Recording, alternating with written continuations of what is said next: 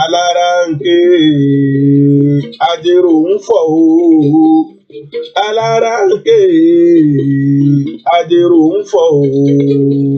Ẹ̀fọ́mọdé yẹn mọ Ìgbòho sàsílẹ̀ o. Ìgbòho sàdémí tọkàntara.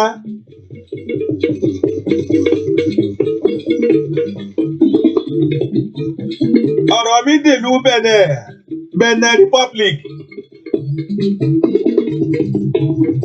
Ó di ilé President Talon ní Benin.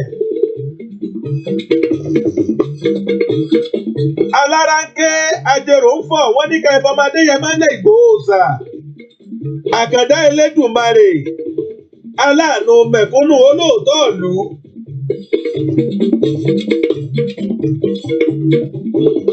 Kàkà kọ́mọ olóró jì sí kòtò mànàmáná tan náà mọ́lẹ̀ fún.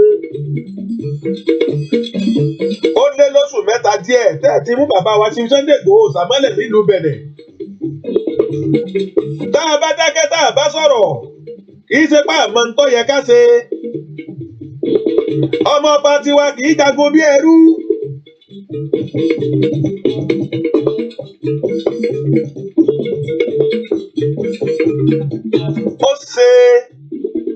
Ó ṣe fún President Talon ọjàre. Ṣèkẹ́tì wa gbọ́ ìlú Benin lẹ́tí mú Sunday Igboho sà. Àwọn ọmọ ìyá wa tí ń bẹ nílùú Benin wọ́n lé nírinwó. Ìlú jẹ́ dákẹ́tà ń wò réré. Tó bá jẹ́ pé owó ni President Talon ń gbà lọ́wọ́ ìjọba Nàìjíríà kọjá padà o ní kíá mọ́sá orílẹ̀-èdè Yorùbá kíákíá ní wàrà sísà. Tó bá jáde nǹkan ní ọ̀sẹ̀ fún ọ Talon. Òfò lọ máa bábọ̀ ń bẹ̀ kò sí kankan. Ìran Yorùbá lẹ́lẹ́ bá dòwò pọ̀ tẹ́ ẹ lé sóríire. Chief Sunday Igboho sà. Ó ti dá sọ̀rọ̀ ajé yín nílùú Benin. Ẹ wá ń fọmọ Adéyẹmọ ṣòṣèlú Benin pẹ̀lú Nàìjíríà. Àwọn Fúlàní wọ́n ń pàṣẹ fún ọ Talon. À ń bẹ̀ ọ́, à ń rọ̀ ọ́, free Sunday Igboho now.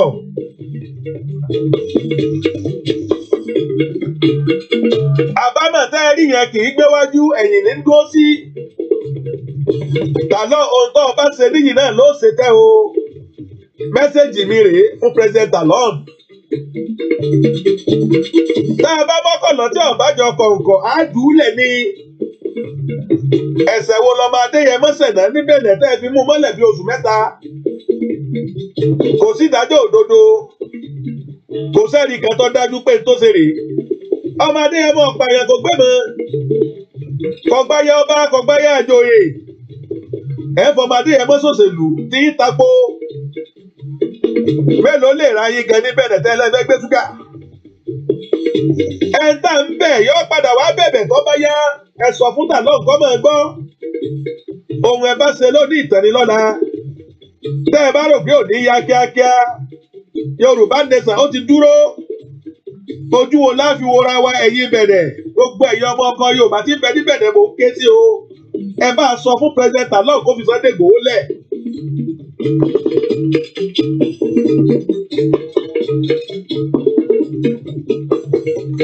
Ànábì tiwa ni Sunday Igboho nílẹ̀ Yorùbá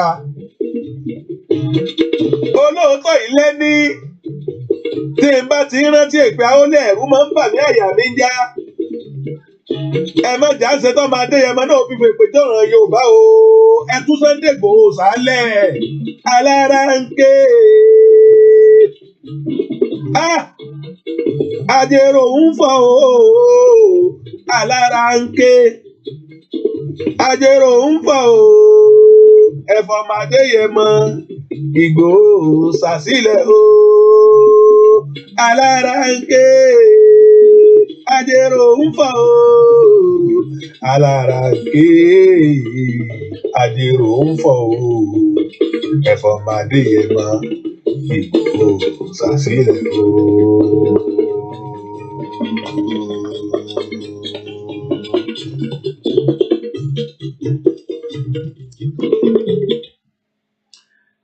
It's better to be late than not to come at all. We apologize for those that have been waiting, as our broadcast is meant to start at 1 o'clock. But ọ̀pọ̀lọpọ̀ wa ló mọ̀ pé majority of all the children in England and in Wales and Scotland are all on holiday. So please do accept our apology for not coming at exactly 1 p.m. Today is the 22nd of December 2021, 17 minutes past the hour at 2 p.m.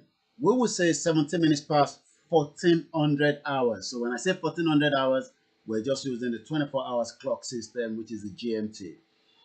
As you all know, my name is Olayomi Koiki, and the platform hasn't changed. It's KOIKIMEDIA, one out of so many Yorubas that believe that our identity, our culture, and who we are as people is very, very important to tell the world. We are very peace-loving, we are very accommodating, and we've done so for a very, very long time. But we've also been abused by different people. And those are the ones that join us together after 100 years of amalgamation. You expect that by now, we should not even be discussing coming out of Nigeria, apart from preparing for a better future for millions of Nigerians that were entrapped in the 1914 amalgamation. But because we still have a lot of people that believe that let us play politics. Let us play politics. Because politics is very, very important. So by playing politics, that means every single one of us is entrapped in that contraction you call Nigeria. Like I always say, even a lot of people do not know why they are living in poverty. How come the country is not working? Adukbelawo Babawa Arole 1010. I just finished watching what we expect to be doing more at this particular time in the history of what we called Nigeria. You don't have to, like I always say, agree with us, but it is a moving train.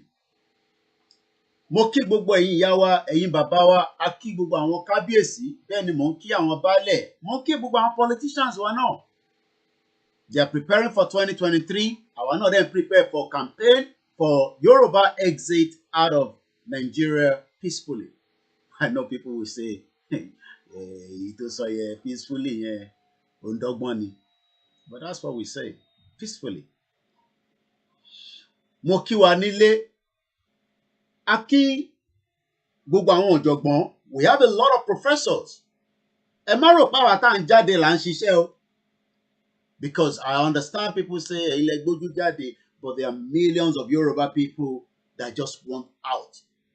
But we still have some. Just as I saw when they were doing the awareness, I think it's somewhere in Isolo. Ìyá yẹn béèrè pé ṣọ́ ti kówó wá fáwọn because they are used to giving them money for campaign. But they are not thinking about ẹni tó bá fún lówó nísìn ṣé wọ́n máa tún fún ẹ lówó tó bá fẹ́ lọ sí hospital. Mo kí gbogbo ọmọ káàárọ̀ jíire níbikíbi tá a bá wà. Mo kí gbogbo àwọn ọ̀jọ̀gbọ́n. I say good afternoon, good evening, good night because we are living in different part of the globe. So tí bá sọ pé ọ̀sán níbí báyìí, ilẹ̀ ti ṣú ní Australia, wọ́n ti ń sùn lọ́wọ́lọ́wọ́. A kí bàbá wa Professor Banji Akintoye. Bẹ́ẹ̀ ni mo kí gbogbo àwọn tó wà ní abẹ́ wọn tó ń ṣiṣẹ́ takuntakun. A kí àwọn Afẹ́nifẹ́re bàbá wa Pa Ayọ̀ Adébánjọ. Ẹ rí i pé òun àti bàbá yẹn àti bàbá Bísí Àkàndé wọ́n jọ ń do punch gbòs. Tinubu ló kọ́lé fún ẹ. Tinubu o gbòs. Tinubu kọ́ ló kọ́lé fún mi. They have tried their best at 93. Bàbá yẹn ṣì ń sọ̀rọ̀. At 93, ìwọ ọmọ 40 something, ìwọ ọmọ 20. A ṣì wá ń dúró. Those have played their role in whatever you might want to put it out. We don't have to agree with them, but they have played their role as elder statesmen. Wọ́n ti play role wọn. Ó wá kù sẹ́mi, ó kù sí wọn lọ́wọ́. Kọ́lọ́n túbọ̀ rọ bàbá kó fún lálàáfíà. I want him to spend maybe another 40 years. Tọ́lọ́n bá fún lálàáfíà, ìyẹn bàbá yẹn. I want Professor Banji Akintoye, kọ́lọ́n fún lálàáfíà, to spend another 40 years. Àbí bẹ́ẹ̀ kọ́? Nígbà kan àwọn kan ń lo ọdún yẹn, ẹ má rò pé kò possible. Ọ̀pọ̀lọpọ̀ àwọn bàbá, àwọn màmá tá à ń rí yẹn, Ọlọ́run fún ẹlòmíì ní ẹ̀mí gúngùn. Ìyá máa béèrè pé ó ṣe jẹ́ àwọn tó máa ń ṣe iṣẹ́ ibi bí àwọn Babangida, àwọn Yakubu Gowon, gbogbo àwọn tó ti wreck Nàìjíríà, àwọn èèyàn ò ṣe tí ì lọ. Now I understand. Àwọn náà ra ayé gbé ni. You know, I told you I'm watching a series at the moment, The Last Kingdom. Mo ti wò tán. But for every time I'm watching that, that Netflix movie called The Last Kingdom, I now understand why land, ilẹ̀, ó ṣe kókó. Mo kí gbogbo ẹ̀yin ará Magodo. I hope you are watching me. Ọlọ́run ní jẹ́ kó wọlé mọ́ yín lórí o níjọ́ ọdún tó ń bọ̀ yìí, which is just about, you don't have to celebrate Christmas, but don't disagree with those that want to celebrate it. Hey, just leave that. Ẹ̀sìn kan lọ́mú wá bá wọn, don't forget about that. Má jẹ́ kí yẹn jẹ́ problem tiẹ̀. Ìyẹn ò ní kankan ṣe pẹ̀lú pé a fẹ́ gba Yorùbá nation. Ìjọ ẹlòmíì nísìn, ó máa wà against àwọn tó fẹ́ ṣe Christmas. Ẹ fi wọ́n sílẹ̀ bó ṣe wù wọ́n nìyẹn, but ìṣẹ̀ṣe tá à ń ṣe kò gbọdọ̀ parẹ́. Ẹni bá fẹ́ ṣẹ̀sìn Mùsùlùmí, ẹ jẹ́ kó ṣe. Ẹ̀sìn ò ní ká má débi tá à ń lọ. Àwọn kan ní ẹ fẹ́ gbẹ́bọ wá ni, ọ fẹ́ gbé problem tí yín nìyẹn. Magodo people, I greet you now. Nigeria ti dọ́dọ̀ tí yín náà. I love that country so much. Every day you wake up, you go see one wahala. Tọ́lọ́pọ̀ bá já aṣọ mọ́yàn lára, tọ́ bá náyàn. Everything. If the society was working. Ẹ rántí lánàá, go and watch the program yesterday. Tí mo sọ pé before you can do anything in Nigeria, even legitimately, you just want to know somebody. The Magodo people are now crying. Ọ̀fẹ́ wo lè mọ wọn lórí. I don't know what the story is all about, but nígbà tí mo ń gbọ́dọ̀ pé chairman ni Magodo, bàbá yẹn ní àti ń fọ̀rọ̀ yìí láti 1992. Because àwọn kan ti talẹ̀. I don't want to get involved in it, but I am just greeting people in Magodo. I hope you are watching me. You don't have to agree with us, but we are talking about a system that has collapsed and you are trying to build it. I see people who get money inside Magodo now, big boys, they drive Mercedes Benz, SUV, Lexus 350. They don't have anything to do with the government. They are hard-working men and women, but the government have just appeared to them on their doorstep, like KOIKIMEDIA, bringing the world closer to your doorstep. I greet everybody. wey no agree with us, whether you be Hausa, whether you be Fulani, whether you don marry Yoruba people, whether you don marry Igbo people, it doesn't matter. Scottish, they love Scottish. I go and watch The Last Kingdom. You go see how warriors, ṣe dáhùn tá à ń pè ní warriors yẹn, tá a bá feed wọn dáadáa, there's nothing called warriors o, we're warriors o. We must feed the warriors before they can become a warrior. Nigeria don happen to them people from Agodo. Kí ló dé tí TV mi tó bright báyìí, kí ló ṣẹlẹ̀? Mo rí dáadáa kò bright. I don't know what they've done to it. Maybe I need to look into the settings. The Last Kingdom. It's just that I can't show that film. But I might see, maybe we might have the preview. Why is my screen not bright? Let's see. Equipment control. Ẹ̀yin ará ilé mi wá ràn mí lọ́wọ́ o. Àwọn ọmọ kéékèèké wọ́n mọ bó ṣe ń control nǹkan. Lọ́mọdé nílé. Wàá rí i pé ó dẹ̀ ti wá bright ní. Kí ni mo wá tẹ̀ ní sí tí gbogbo ẹ̀ dẹ̀ ti wá bright? Mo rí nǹkan kan tẹ́lẹ̀, gbogbo ẹ̀ kọ́ dúdú lọ kúrò ni. Ìwọ gbé fóònù fún àwọn ọmọ kéékèèké tó jẹ́ ọmọ Yorùbá nílé náà. Ẹ̀rí bó ṣe máa operate it. But the problem is the society, the system has collapsed everybody. Magodo people. You never know. Every day you wake up in Nigeria, people, mo ka comment èèyàn kan nínú ti Magodo yẹn. Only that was what killed one man. Nígbà tó wọlé ẹ̀ Nigeria. Nígbà tó ń kọ́lé yẹn, if a system was working, everything would be database. Ẹni tó fẹ́ ra lẹ̀ ń bẹ̀ yẹn á mọ̀ pé ibẹ̀ yẹn problem dey there, no go there. Èmi èèyàn kan ní wá ra lẹ̀ ní Nàìjíríà. Kò sílẹ̀ kankan tó clean. You can build a house after 100 years. Somebody will come and tell you. And that is the land that we are all trying to secure. Àwọn kan náà ọmọ Igbo wọ́n ti ra gbogbo Èkó. Ẹ̀yẹn má worry nípa yẹn. Ìyẹn kọ́ ni problem. The constitution will determine how, who, how. Oye yín. Gbogbo èèyàn tó bá ra lẹ̀ nígbà tá a bá ti ní constitution tó ń ṣiṣẹ́, gbogbo ẹ̀ ló máa wà lórí database tó máa wò lórí íńtánẹ́ẹ̀tì báyìí. Ṣé ilẹ̀ yẹn tí àwọn ọlọ́run nílò tọ́? Because there's a lot. Nigeria is a crime scene, but everybody is a pretender. You know, you wake up, you know, people from Agodo, they are pretending. They know the problem has been there. But somebody is just making some phone call to suppress that problem. And some people are also using their phone call. Go and listen. I don't have to play. Go to Punch and BBC. House want to be demolished without alternative. Imagine alternative to care. Ẹni tó ń bèrè alternative yẹn, it tún lọ far. It tún bring us standard ìtàwa nìyẹn. If they demolish it, nothing will happen. Heaven will not fall. If we declare Yoruba nation today, heaven will not fall. It will just be some scatter. After some years, some months, everything will pop up. But because I need patience, mo gbọ́ audio kan. Kókó yẹ pé mo lè fẹ́ play audio yẹn ni. Ó dà ń pẹ́ ni ẹ̀ Ghana lẹ́ni yẹn wà. Ó ń fire gidi ni. I'm sure that audio is probably circulating on the WhatsApp group. The man, I guess, is in Ghana. Ó ní nígbà táwọn tọ́kọ̀ àwọn padà wá ní Nàìjíríà láti Libya, they were meant to give them $3,000. Nigeria government gave them, during Obasanjo time, gave them 1,050 naira. That country. Everything is fraud.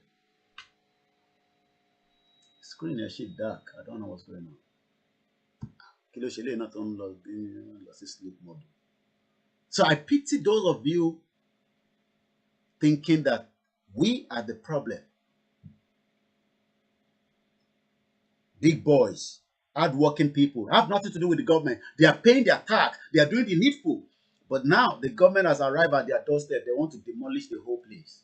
Whether it is lawfully or not, but there must be a process. Nigeria. To allow you, imagine they came to his house. He went with them. Now the family have gone to the police station. Police say, no, to allow yours another wow. You know how many IPOB Those that doesn't even believe in IPOB, that they've taken away, they are somewhere in different prison in all over Nigeria, underground cells, just because the government believes that the IPOB people.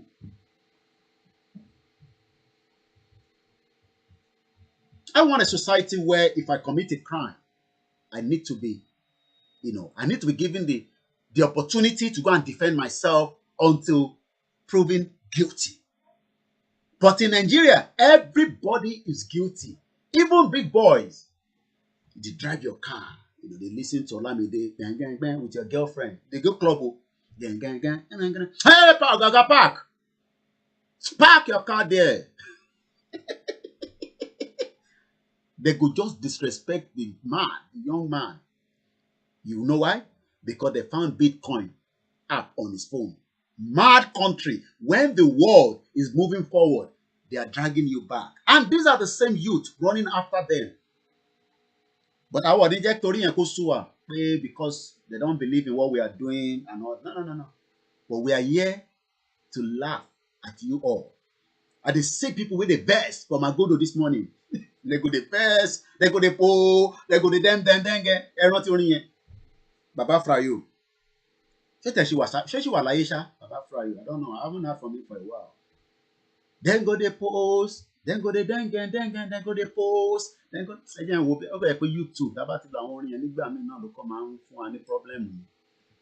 I'm be at Baba Frayo. No, maybe or not he monetize the only yet, but I mean he has the right. Baba Frayo. Help me out. Baba Frayo. Hey, Mutiri. Everybody, they go the post, they go the dengen. Thank you, Mutiri.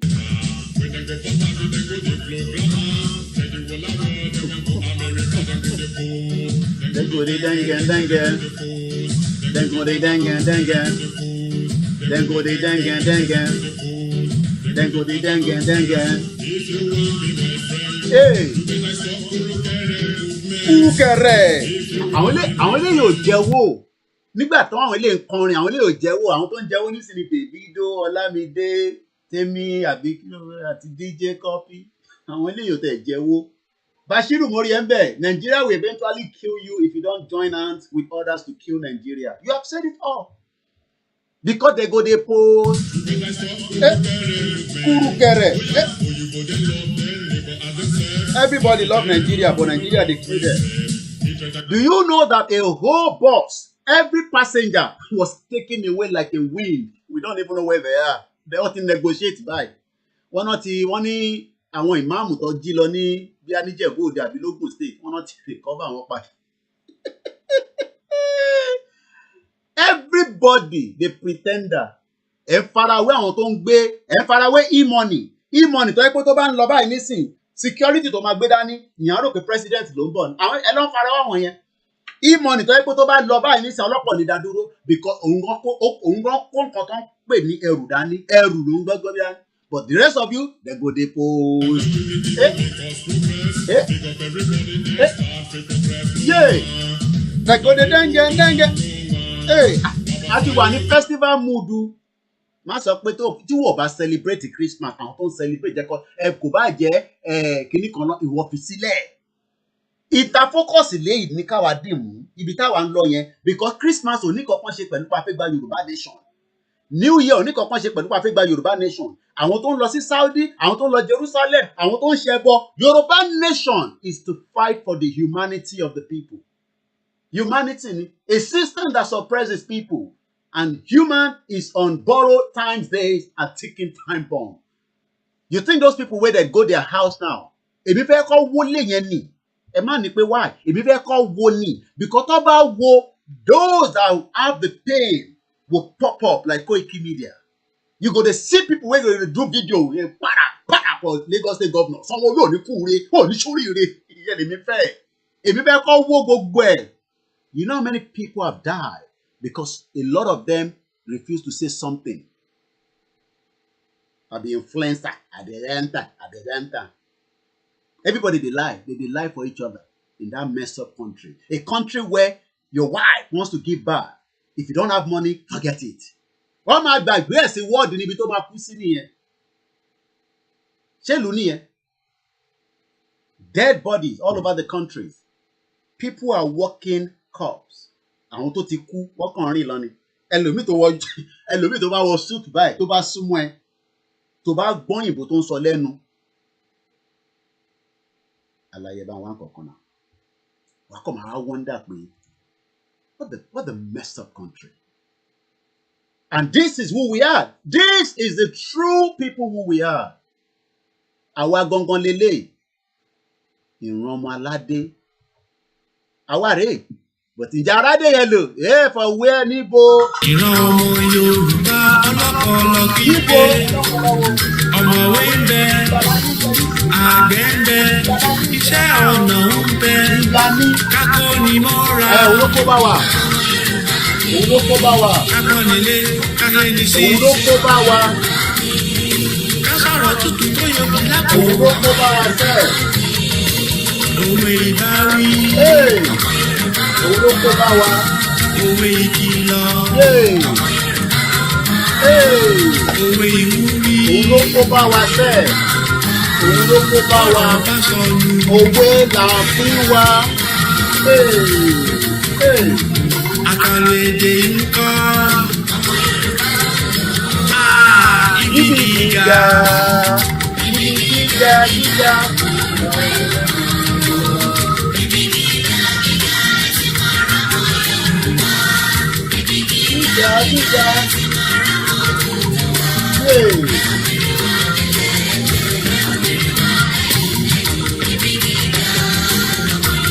Adéwálé fún wa kíbi gíga. Ibo ni bọ́lá gíga sí? Ìyà ń jẹ gbogbo yín left and right. Ibo lẹ ga sí? Ìjọba Yorùbá àbálá ọlọ́pọlọ pípé. Àwa ń dúró de bàbá Adébánjọ, bàbá 93. Ó ti gbìyànjú tiẹ̀, bàbá yẹn ti gbìyànjú tiẹ̀. Àwọn bàbá yẹn làwọn ń dúró de. Kọ́lọ́n túbọ̀ lọ́rọ̀ ẹ̀mí wọn. Bàbá Professor Akíntóyè ó ń gbéra ó ń dìde pé sẹ́ kíran Yorùbá má tà. Ìwọ ọmọ àlè Yorùbá wá ń sọ pé Nàìjíríà ni ó. Ìwọ mọ̀ ju bàbá yẹn lọ ni. An historian. Àwọn bàbá tẹ́ pé àwọn nǹkan míì wà tó sọ fún wa ta mú pamọ́ sọ́wọ́ ni. Pé ẹ̀yin ọmọ mi ẹ má jẹ́ kí lè kó tì jáde nísìn. Ìyẹn á máa sunkún ni. Wọ̀dẹ̀. I'm a proud Nigerian. I hold a Nigerian passport. Ọ̀dẹ̀ ni ẹ́. Ọ̀dẹ̀. Tó bá tẹ̀yẹ́ pé o ní Uganda passport gan nísìn kò bá tẹ inú mi ò bá tẹ máa dùn. Nigerian passport. Ẹ wo bó ṣe disgrace àwọn tó ń bọ̀ láti Amẹ́ríkà. Wọ́n yẹ pé ọ̀nà Amẹ́ríkà làwọn guys yẹn ti ń bọ̀. Ọwọ́ àgbà Togo kọjá. Ṣé tó bá jẹ́ Nàìjíríà dá tó ń ṣiṣẹ́ ni? We should be going through Togo before we arrive in Nigeria from America. When there should be a direct flight, what create the Air Nigeria? It was lórí òfurufú bí àṣàmáyégún orí paper láti rí Air Nigeria. Air Nigeria, it was only on paper. And do you know how many amount of dollars táwọn Hausa ti gbà lórí ẹ̀? Àwọn Yorùbá kankan náà gbẹ̀rún wọn dẹ̀. I'm a proud Yoruba man. Tó ti bá pọn nígbà tí I'm a proud Nigerian man. Ẹ̀ ń farawé àwọn tí wọ́n ti tọ́jú owó pamọ́ sọ́wọ́ wọn tó ń ṣe bí. Àní bàbá yẹn ní nínú ọ́díò yẹn, I'm sure some of you have listened to it. Ó ní àwọn kankan tó kọ̀ sọ níbẹ̀ tí ẹ pé kò ṣe gbogbo kan náà lè kí wọ́n máa play lórí àwọn broadcast báyìí. But if you have listened to it, ó dà pé Ghana lálàyé yẹn wà. Àwọn bàbá tó yẹ pé wọ́n ń dagbádá kiri, ẹ lọ sí Èkó club, ẹ lọ sí gbogbo àwọn kìnnìkan club. Àwọn olè. They wreck every part of Yoruba land. Ìwòpin paper mill, èmi débẹ̀ mo fojú mi rí báyìí ni. Kò ṣe pé wọ́n sọ fún mi. 2017 níbo ni wọ́n wà? I travel down to Ìwòpin, mo pàdé ẹ̀gbọ́n kan níbẹ̀. Ó tún wù mí bá àwa jọ ń wora wa. London ni mo ti rí ẹ̀gbọ́n yẹn last, but he lives in Nigeria. Anybody that tell you we started small, I am poor, my family was poor, and then all of a sudden he started building some nice estate. Na 419. I'm telling you, because there's a politician that have injected some kind of money inside it. Wọ́n dẹ̀ ti múlẹ̀ tó máa fi kú kò ní sọ. Nobody have a track record pé look mo ṣiṣẹ́ níbì kan tó ti ṣe bread. Look, ẹ má rò pàwọn náà ṣiṣẹ́ oríṣiríṣi nígbà yìí. factory tó ti ń ṣe bread generation to generation ló ní. As at the time tẹ́mi kúrò níbẹ̀ wọ́n mọ̀ the bread tó fẹ́ supply British Airways ṣe ní gbogbo àwọn bread tẹ́ ń jẹ nínú plane yẹn àwọn company kan ló ṣe ẹ̀yin náà dẹ̀ ní àwọn company bẹ́ẹ̀ tó yẹ pé n tí bàbá ẹ̀ ṣe nìyẹn kò ń ṣe tó láti máa sọ pé ọmọ ní búrẹ́dì ni mí no by now ó jẹ́ kẹ́ ti di big player kẹ́ máa supply bread bẹ́ẹ̀ kẹ́ supply ẹ̀ sórí Qatar Airline kẹ́ máa supply ẹ̀ sórí Nigerian Airways àwọn Nigerian Airline bọ́ wá ṣe Nigerian Air is all fake country fake tẹ́ bá ń gbọ́ fake.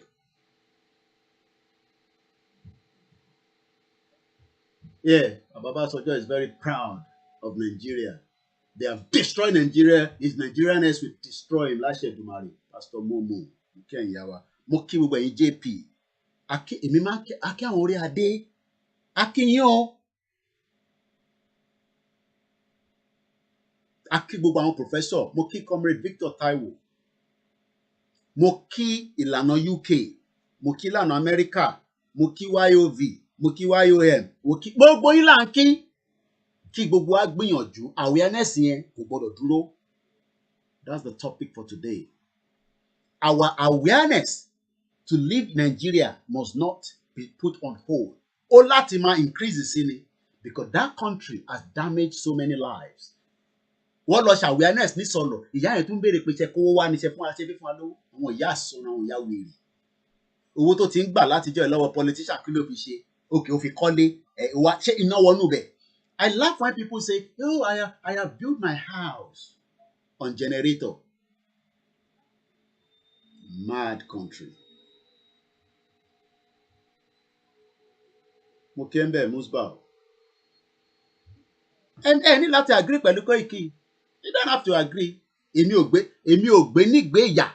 Ẹ̀yin lẹ ń gbé nígbé pé your life has been put on hold from not progressing. Do you understand what that means? Mo lè decide kí n change kí n switch as a media kí n wá máa lọ síbi nursing. Ìrọ̀rùn dáadé kan níbi some few weeks back. Wọ́n ní Koiki tó bá fẹ́ ṣe nursing má gba route tí wọ́n sọ lórí online yẹn tó fi ṣe program lọ through route báyìí o lè lọ ṣe báyìí mo lè lọ ṣe engineering course mo lè lọ ṣe anything mo lè túbọ̀ pé wọ́n kàn kọ́kọ́ mọ́ pọ̀ náà jọ. Ẹ ṣáà jẹ́ kí n máa ṣiṣẹ́ tí mo mọ̀ pé after how many years of service wọ́n máa sọ pension fún mi. Gbogbo àwọn ìyá wa àtàwọn bàbá wa tó ṣiṣẹ́ nílùú òyìnbó pátápátá lọ san pension fún ìyàn kan wá ní káwa lọ máa bàjá ká lọ bá wọn ká lọ push chairman kúrò ká push governor kúrò tàbá wá push wọn kúrò àṣẹ wàá gbọ́ Yorùbá nation. Really? Ẹlòmíì ní no election la máa ṣe abáṣẹ election àgbà PDP ó fẹ́ gbá APC kúrò APC náà fẹ́ gbá PDP kúrò. Is that not what they are fighting for now 2023? And we have a lot of educated people. Wọ́n kàn jókòó wọ́n wòran. It doesn't concern me. Wọ́n wá dé Màgòdò nísìn. Wọ́n wá ń wá TV channels. Ẹ bá wa pariwo Sanwó-Olú kí ló ń ṣẹlẹ̀? Christmas ń bọ̀ ẹ má dà. Ẹ̀yin ò mọ̀ pé Nàìjíríà ò gbádùn. Nàìjíríà tó ò gbádùn tó sọ àní grandma mi tó fi kú ní phase 2 omi ò yọ wá sókè. Ẹni tó bá ń gbé ní èmi ẹ mọ̀ pé bí tèmi gbé dáadáa nìyẹn.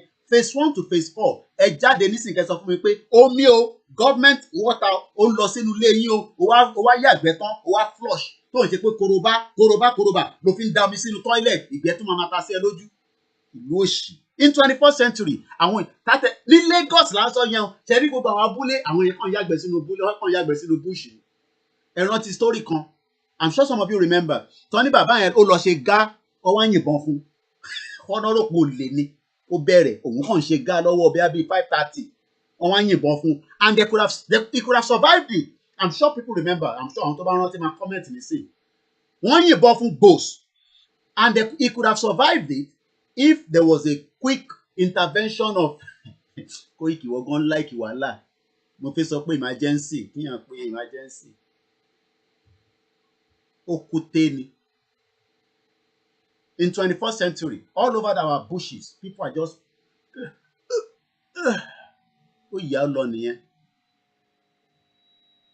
where villages have been transformed all over the world. Singapore la fi wọ̀nyí lánàá wọ́n ní kankan 1965 ló dá dúró. But because àwọn wèrè kan tó understand ní tá à ń sọ adẹ̀ ń ṣàlàyé fún yín pé life tẹ̀ ń gbé look you can still have that same enjoyment but you're not look enjoy wọn bọ̀bọ̀ actor yẹn wọ́n tẹ̀ náà tó ọlọ́pàá ti gbé lọ́nà tó release ẹ̀. Yeah, Bashiru náà rántí kò sẹ́ńtọ̀ ní rántí story yẹn bàbá yẹn ó fẹ́ yàgbẹ́ nídàájí ni and time yẹn ó dà pé time yẹn bíi àwọn kidnappers náà ni ló pọ̀ níbi gbogbo agbègbè yẹn or something wọ́n kọ̀ tá ní pọ́pọ́ fún àtẹ̀mọ́bi tí ìbọn yẹn gbà bí àárín ìwòdì ló gbà lọ. I pity those of you abroad that are saying one Nigeria àwọn ọmọ yìí máa lọ́lé ọlọ́run àjẹkọ́ padà wá. I won't say more than that because we have a lot of them wọ́n máa wò mí báyìí nísìn ní bọ̀bọ̀ ìtútù ti dé nísìn. I pity you ṣe ra àwọn ọmọ yẹn you can control your children in UK here I don't know about other countries ẹ mọ̀ kí n máa sọ ibi tẹ́mi gbé lélẹ̀ you can control them but tó bá ti dé age kan by 16 17 control yẹn máa reduce wàá kọ́ ọ̀gbẹ́ kan ni mom ẹ kàn ní mom bí àṣà DJ copy we are doing dirty December in Nigeria. How did you get to Nigeria? Can you come back? No, mommy, everything is fine. We're in Ikoyi. We're doing dirty December. Àfi tí bírù yẹn ṣe kò láti mọ lórí gbúrúgbúrúgbúrúgbúrúgbúrú. Nígbà tó ṣe health and safety. Ìyá ẹ̀ mọ̀ pé Nàìjíríà yẹn ò gbádùn but ọmọ yẹn ń wo Nàìjíríà from another angle as a country where ó ní dọ́là ó dẹ̀ ní búnbún èyí tó dẹ̀ jọkùnrin òun náà fẹ́ lọ ṣe túntún. Èbí nǹkan tí gbogbo yín lọ ń ṣe lé nìyẹn. Nigeria is good ẹ ń kúrò lamẹ́ríkà ẹ lọ ń kí àwọn ọmọ ọlọ́mọ mọ́lẹ̀ ní Nigeria Nigeria is good náà ni ìlú òṣì. How many of you have not gone home àti bàbá àti uncle àti young go to Nigeria just to impress them? You are only going to Nigeria to impress them. I'm from America, I'm from Canada, Australia àwọn ọmọ Igbo náà ń ṣe gbogbo wa làjọ ń ṣe I just arrived I kò jókòó báyìí our fine girls our love club àwọn àjọ into lunch nìyẹn o lè dá industry sílẹ̀ after 2 weeks ayaya dànù agbọn pálẹ̀ America fake life but we can have a system where àwọn ọmọ tí wọn náà fi lọ bá yẹn àwọn náà máa wà lórí ọwọ́ wọn òun ló máa wò pé ọmọ fine boy lélẹ̀ mẹ́ ẹ̀wọ̀n yẹn kẹjá àjọ ṣe ràn but kò ń ṣe pé ó máa lọ take advantage lórí ẹ̀ in tá à ń sọ nìyẹn no life dùn gan but you don't take advantage of that and that's what is happening àwọn girls kan dúró ní sí pé Ọlọ́run jẹ́ kí ó tẹ̀ wálé o fún Christmas lọ́dọ̀ àpá tí ń sọ̀rọ̀ lórí social media if that same girl was a big girl can look after kí ẹran mi ló ti orin yẹn I'm a single lady àbí kí ni I don't follow those things mo kàn máa ń gbọ́ lẹ́ẹ̀kan kan ni tó máa ní no ṣé ìyẹn ló kọrin kan tó ní I can buy my car I can buy my house ẹran mi létí orin yẹn I cannot play that because definitely YouTube will lock it ẹran mi létí orin yẹn ẹ̀yin tẹ́ ń gbọ́ mi ṣé all 6 single ladies ṣé no kò ń ṣe yẹn ìkan wà mo wà mọ̀ bí Beyonce ló kọ yẹn ni I can have I have my own car ló ṣe sọ gbogbo àwọn ọmọ ọsàn ọmọ fine girls and fine girls ẹ kọ́ wà ní sector bíá banking sector lẹ kó wà wá fún wọn ní quota system pé tó o bá hit target wọn o ṣiṣẹ́ nìyẹn o àwa máa wá gbogbo àwọn tó lè bá sùn gbogbo anybody tó lè bá sùn kò kíá just to stay in that bank wọ́n wà ní first bank o ẹgbẹ́ àwọn táwọn ò ní GT Wema bank inikan bank Oceanic bank wọ́n ti gbà sí fún wọn left and right. Mad country all over the place.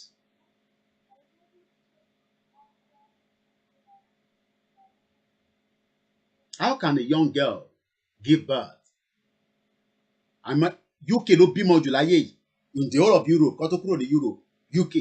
How bímọ bí ọmọ 16 years old wọ́n dẹ́pọ̀ bó lẹ́ni ó kàn jẹ́ pé àgbàlagbà gbọ́dọ̀ bá wọn sùn ìyẹn ni crime. Bọ̀ṣọ̀rọ̀ àwọn ọmọ yẹn wọ́n ń nà kan síra wọn lára.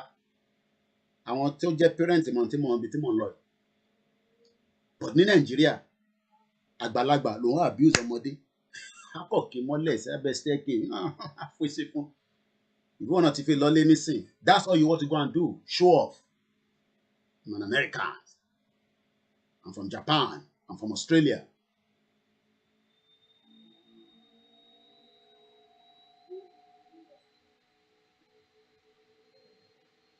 Àdìsẹ́ àwọn ọmọ yín máa lọ́lé ṣé bí okay wọ́n ní Beyonce ló kọrin yẹn. I can have my kíní kan ṣá mo mọ bó ṣe bí tóun yẹn ṣe lọ bẹ́ẹ̀ tó bá mọ̀ tó lè bá wa pè kókò bá wa kọ́ ká gbọ́, but I cannot play it.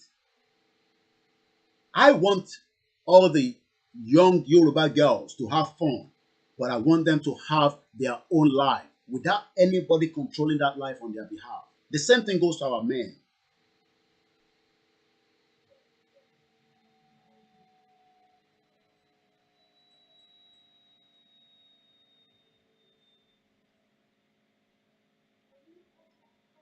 How long are we going to do awareness? Awareness náà là ń ṣe. Ṣé kí n jókòó bẹ́ẹ̀ kí n máa sọ fún ẹ pé a ti ṣe léyìí o, a máa ṣe léyìí o. Ìyẹn lẹ̀ ń dúró dè. Ṣé mo sọ fún yín pé fíìmù ni mò ń act ni? Gbogbo ọ̀rọ̀ sábẹ́ ẹ̀kún. Ẹni tó bá fẹ́ wá wo inú ikùn mi, ẹni tó ń bẹ nínú ikùn mi yẹn, á jẹ́ pé wọ́n gan-an ó ti di nǹkan, ó ti dé wín nìyẹn. Ìtẹ̀mí rò lọ́kàn. Tó bá jẹ́ pé o fẹ́ kí n máa sọ ohun tí mò ń rò lọ́kàn ni, ó ti fẹ́ dín wín nìyẹn. Ìyẹn àgbàlagbà náà ni Koiki gbé sábẹ́ ẹkùn.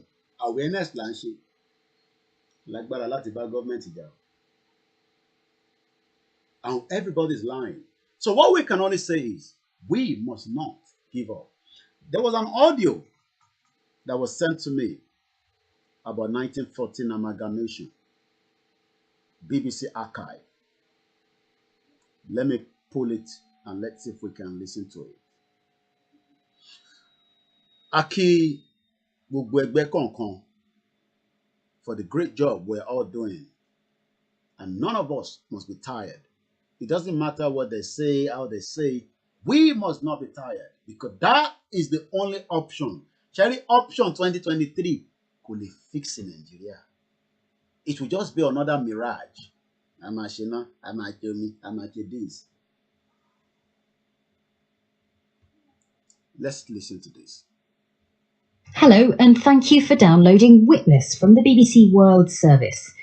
In January 1914, Britain unilaterally created the modern state of Nigeria by uniting two British protectorates in West Africa, one in the Muslim north of Nigeria, one in the mainly Christian south. Using the BBC archive, Alex Last looks back at a defining moment in Nigerian history.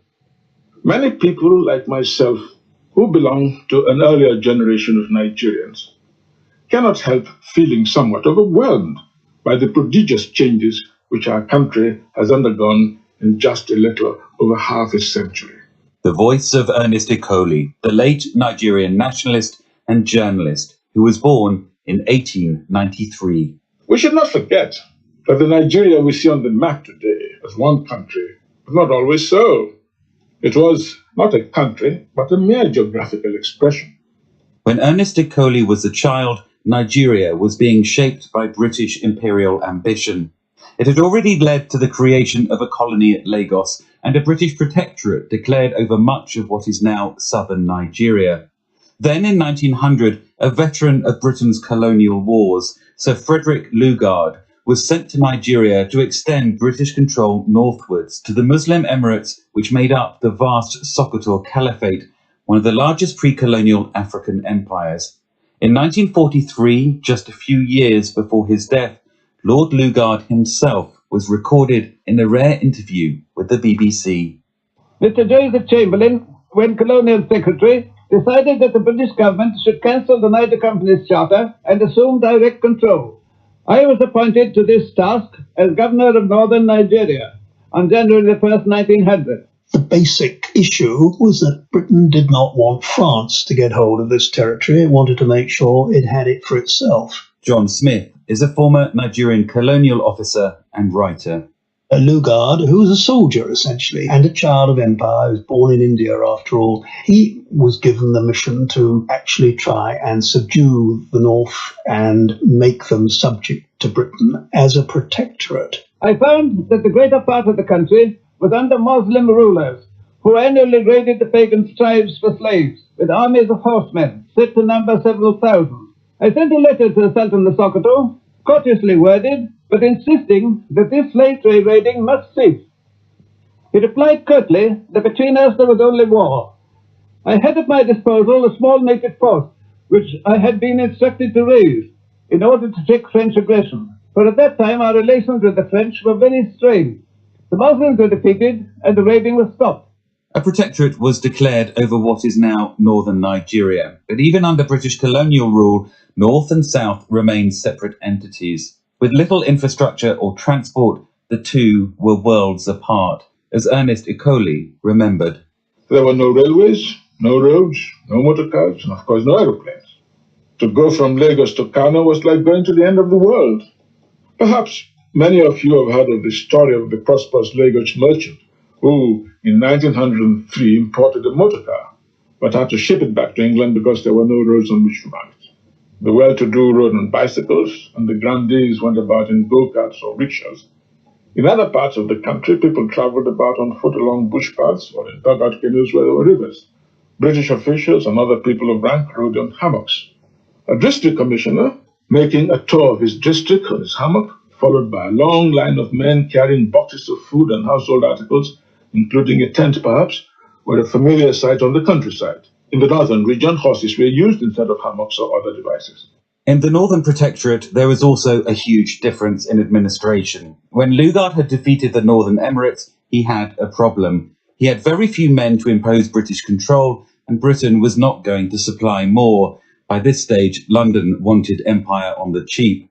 So Lugard adopted an idea from British India and promoted the policy of indirect rule, using the existing traditional leaders to govern under British control. The structured political world of northern Nigeria's old emirates seemed to fit the bill. They had a population of 7 million in an area of nearly 300,000 square miles, and the total British military On and civil January 1st, establishment in 1914. 1908 was 399. The only practical way you could run the country was through the existing institutions. It worked very well initially in the far north, and Lugard was excited about it, and it became the creed. But some of the tribes are governed by autocratic rulers, aren't they? Isn't there a danger, Lord Lugard, that relying on government support they may abuse their power and tyrannize over their subjects who've no elected representation in a popular assembly? Yes, that is a real danger. The parent state should for a time reserve the power to remove a ruler. Meantime, in dealing with advanced communities in Africa, such as the Muslim states in Nigeria, the advisor must keep a watchful eye on any such tendency to autocratic rule.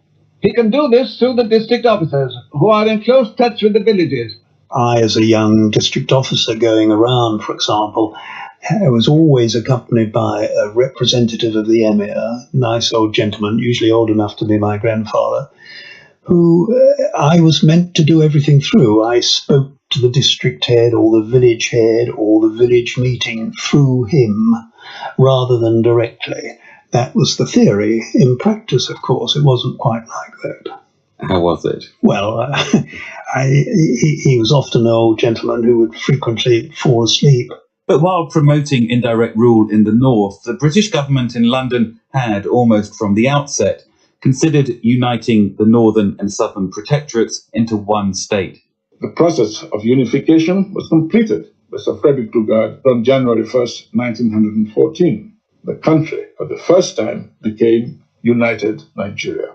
For Lugard, it was a challenge that he wanted to achieve. I think from the British government's point of view, I suspect that defiance of the French and making sure that a larger, bigger Nigeria would be able to stand out against Francophone Africa was one of the major considerations. As a consequence of unification, transport was dramatically improved. Rail lines brought crops from the north to the south. Workers and traders from different ethnicities began to move and settle in parts of the country which had previously been off limits. But there was opposition too, not least in the southeast, where the British created chiefs where there had been none, so they could extend their policy of indirect rule through local leaders. But despite the unification, British colonial officials continued to rule the constituent parts as virtual separate territories.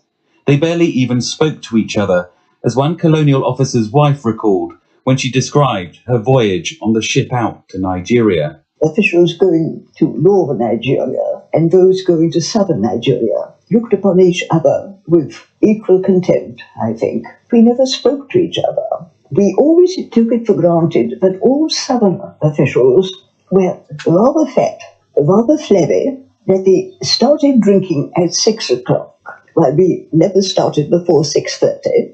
In the north, we rode on horses. In the south, it is said that some officials were carried in hammocks. But the internal separation had serious consequences. The South remained exposed to Christianity and took to Western education, while the North remained independently Islamic. 100 years on from unification, the fault lines still remain, but Nigeria has stayed together. And now the country's sheer scale, its population of 150 million, has made Nigeria one of the most important nations in Africa. The country which we all now proudly look up to as our common fatherland is a grand mosaic whose parts have been brought together bit by bit, and I hope will be preserved intact in the years that follow independence. Ernest Ikoli ending that edition of Witness by Alex Last. For a complete range of downloads and our terms of use, go to bbcworldservice.com/podcasts. I'm going to open the phone. After listening to that, that was not my voice. That is BBC.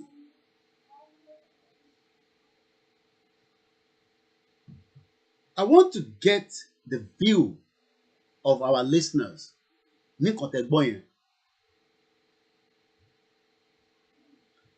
Shey Lugard, was it doing that on behalf of this country, Great Britain, or out of his own opinion? Yeah, number one question. Then the second question is, when they were doing all this, nígbà tó ń ṣe gbogbo trying to put this together, why should we, the next generation that have now come through, have to wait for the same people to untangle it? Hello, the Last Kingdom. Like I said, fẹ́ǹtẹ̀ bá láǹfààní àti lọ wò. Ìtawà fi rọra ń ṣeré níjọ́ náà lọ́hùn, according to that movie, wọ́n ń fi ṣeré rárá. Ètò bá fẹ́ gbà la máa fún. I won't say more than that. Plus 4475 9405079. Listening to that, which I'm going to play again before the end of the broadcast, is very, very upsetting.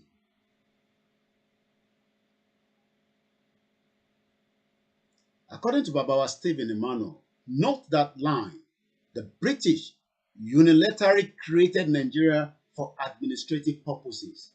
So God didn't create Nigeria. This monster created by British must fall and be broken into pieces. It is then there can be peace and prosperity.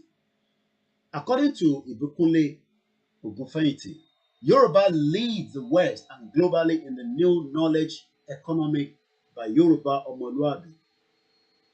Let's hear from your view. Nǹkan tẹ́ gbọ́ lẹ́ǹkan nísìn. And tó bá dẹ̀ tún ní ká tún play, I am ready to play it again. I have the whole time. How do you feel listening to that? And now we are waiting for all these elders to determine what was put together on everybody's behalf. Táwọn kan wá try láti carve out what we now know as Nigeria after that fake independence that was given to us. Tí wọ́n dẹ̀ mọ̀ pé independent táwọn fẹ́ fún wa kò ní favour wa. Because we went into what they call regional government. In no time, gbogbo ẹ̀dá àrùn ni ẹ̀rù pé Britain ò mọ̀ kankan nípa ẹ̀. Most of the Lord Lugard was done out of his own discretion because British government was a bit skeptical, now more interested in the way it is. Okay, Lugard did it. Britain was not involved. I mean, I'm just saying. But now, the same people are listening to us. They're watching us. Wọ́n gbọ́ ẹ̀rọ pé wọ́n gbọ́ Yorùbá tá à ń sọ ni wọ́n láwọn tó ń translate ẹ̀ fún wọn ìgbà tá a bá sọ òyìnbó. Wọ́n mọ̀ náà. Okay, tá a bá mọ̀. Let's take those calls. This is the direct call from location 419. Hello. Ẹ káàbọ̀ sórí ètò. Ẹ káàsán o. Ẹ ra ìyá wa. Ẹ káàsán. Ẹ ra mọ́mì. Mi ìmọ̀ kíní ìṣe sórí WhatsApp dé. Èyí sì máa ń jáwọ́ torí mo ti wà ní Nàìjíríà. Okay, bí a kì í save number yẹn. Tẹ bá save ẹ̀ kọ́ máa ìbẹ́ ní WhatsApp lórí line yẹn. Ẹ láti kọ́kọ́ save orúkọ yẹn náà. Tẹ bá save ẹ̀ wá pè lórí WhatsApp. A bá ti pé yọ ọ̀yọ́ ni. Okay, alright. Ẹ yẹ kí èmi save ẹ̀. Màá wá fi send message sí yín. Alright. Àwọn ìyá lálùbáríkà nìyẹn. Ẹ là mí lóye ẹ̀yin tẹ́ ń gbọ́ mi. Báwo la ṣe ń live tẹ́lẹ̀ kó tó di pé wọ́n put wa together in 1914? Báwo la ṣe ń gbé ayé tẹ́lẹ̀ kó tó di pé wọ́n kó wa lẹ́rú?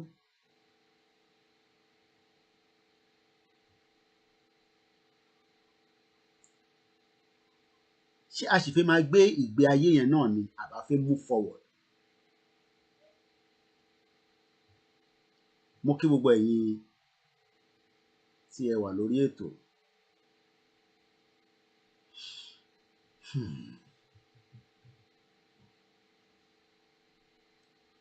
Do we want to be free or a kàn ṣeré ni? No, ìbéèrè ni. Ṣé rí gbogbo àwọn tó wà labroad tó ń sọ fún yín pé wọ́n Nàìjíríà? Ẹ forget about àwọn yẹn o. Ẹlòmíì ò tí lọ́lé in the last how many years? Kò dẹ̀ ní intention láti lọ́lé because ó ní àìsàn kan tó ṣe tó rọra ń gbà tọ́jú. Ó dàgbà tó wọn bá dé Nàìjíríà ó bá lọ sí general hospital ó ṣeé ṣe kọ́ ní kó mówó wà. Let's pick this call. Hello, sir.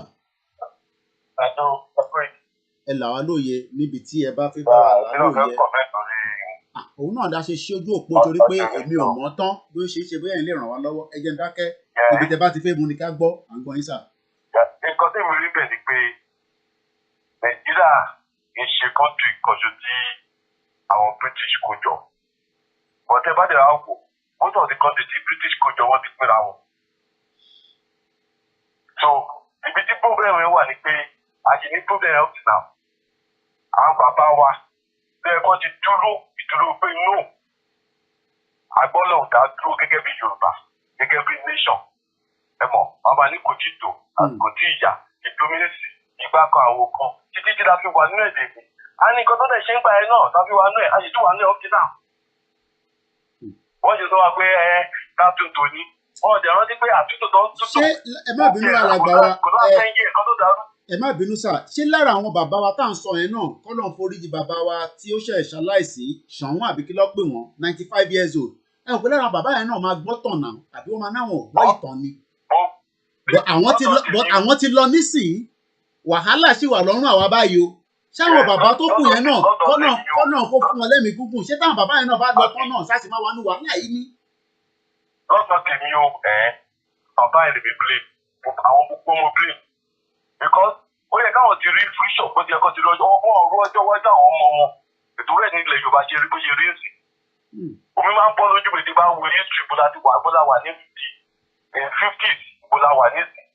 Àdèwà àwọn báyìí wá lajú sílẹ̀ nítorí àwọn nǹkan kéékèèké tí wọ́n rí gbà ní sùúrù àmọ́ àṣẹ báyìí àtúntò ni. Wọ́n sọ tíbì kan ṣó nítorí àwọn ọmọ tí wọ́n rí nítorí service interest gbogbo wọn àwọn báyìí tó kún wọn kò ní báwọn fún yín.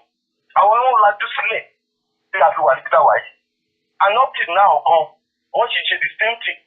Imagine náà tó dà máa jókòó máa wò pé imagine anáwùsá máa fẹ́ wà á lórí ó dẹ̀ wá pààyàn mọ́ ọ̀yọ́ bẹ̀yẹn àwọn ọmọ wa kó wọn lọ sẹ́wọ̀n láì ṣe kankan. Gbogbo lórí ilẹ̀ Yorùbá dẹ̀ dákẹ́. And now àwa ni wọ́n bring Yorùbá wọn dàkà go stand for the people. Ní pọ́lẹ́mù Ṣé bá wò ibi tí àwọn youth tó wá dìde sí pé ní òkè àwọn youth tó wá mọ history wọ́n tó wá pé ní kò yẹ kó rí báyìí. Ibẹ̀ ilé káwọn bá jọ pé àwọn ọmọ wa ti dìde wẹ̀ ká gbárùkù tì wọ́n irọ́ ni. Wọ́n tó wọ́n kó àwọn ọmọ yẹn bíi pé àwọn lọ́fẹ́ dá wàhálà sílẹ̀ àwọn lọ́fẹ́ dókòó sílẹ̀. Ẹbí mi sì máa sọ pé àní aṣíwájú tó dà nílẹ̀ Yorùbá.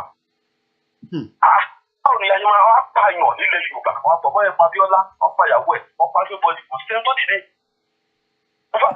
Láìpẹ́ nípò mí ni nǹkan tó ṣẹlẹ̀ sí olóyè tó bá ṣẹlẹ̀ ó yẹ kí lè dìdú. But irọ́ ni wọ́n tún jáde sọ pé àtọ fún ọmọ ọ̀gbọ́n. Ẹ mọ̀ ó máa ń wínú. Ṣé ó lè ṣẹlẹ̀ sí British? Ọ̀gá mi tí òun bá jẹ́ tẹ́lẹ̀ ẹ mọ̀ ọ́n máa sọ. Wọ́n máa sọ pé I'm not a British, I'm English. That one differentiate rẹ̀ pé òun ṣe British English lòun. Ẹ̀nà àwọn kan wà àwọn bá sọjọ́ mọ́ ọ̀dọ́ wíṣì pé nígbà tó ń kó Nàìjíríà pa ọkọ̀ ìbíṣẹ̀ experiment ni wọ́n sọ pé Nàìjíríà gbọ́dọ̀ wà bẹ́ẹ̀. Àwọn máa ń jókòó pé àbí Ọlọ́run bá tó fún wa ní àwọn àgbàlagbà tó lóye tí wọn ò gbọ́dọ̀ wájú pé báwo lọ́jọ́ wájú àwọn ọmọ ti máa wà.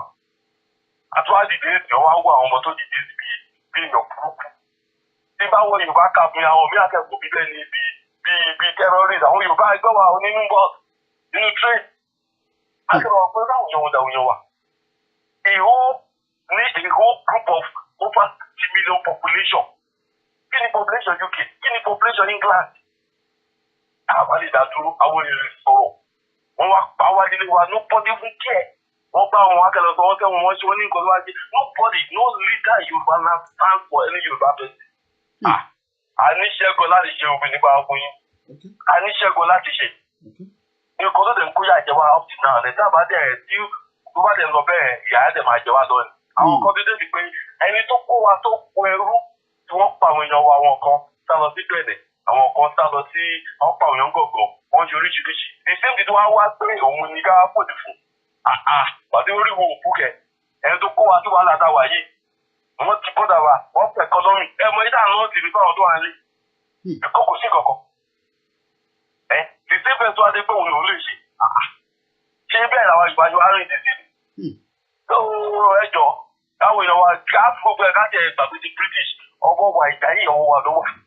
Táwọn èèyàn wa bàbá bá dìde lẹ́nu bí mo ṣe bẹ́ẹ̀ tó wá dìde lẹ́nu lọ́bẹ̀ ti ṣe mítì lọ ṣe mítì bọ̀. Táwọn aróòkè òun náà rí pé àwọn òbí wọ́n ti mí nìyẹn. Wọ́n bí wọn rí bọ́tẹ̀ bí wọ́n ṣùgbọ́n wá sílẹ̀ Yorùbá. Wọ́n ṣe rí nìyẹn náà. Bàbá wọn lọ sábùjá wọn ti lọ gba kúlúkúlú àti àwọn àtọ́ àwọn asọ̀rọ̀ ìgé ìsọmọ wọn. Mi ò rúra àwọn ìta bẹ́ẹ̀ láyé yá wọ́n máa sọ̀rọ̀ ìgé àwọn ọmọ tí wọ́n. Nígbà wọn kìkì ìbílẹ̀ ìṣẹ̀kẹ́ wa mọ́tò lọ. Ẹ ṣe gan ni. Mo kí bàbá wa àtẹ̀gbọ́n mi tó pè. Ludo Liu fídíò wọn là ń wò nísìnyí. Ibi tẹ́ ń wò báyìí ìbílẹ̀ Yorùbá ṣe rí nìyẹn gan-an bó ṣe rí náà nìyẹn.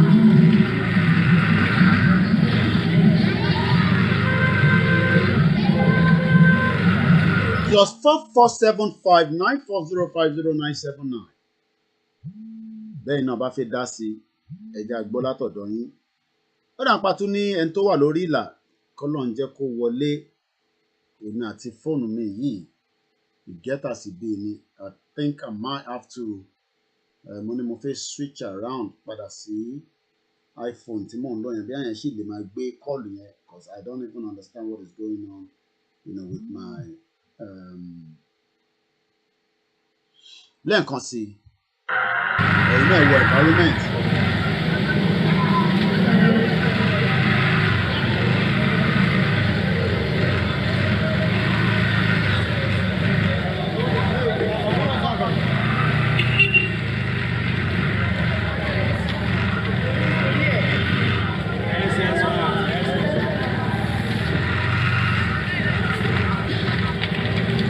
This is what Lagos looks like after years of all these corrupt bastard fake politicians.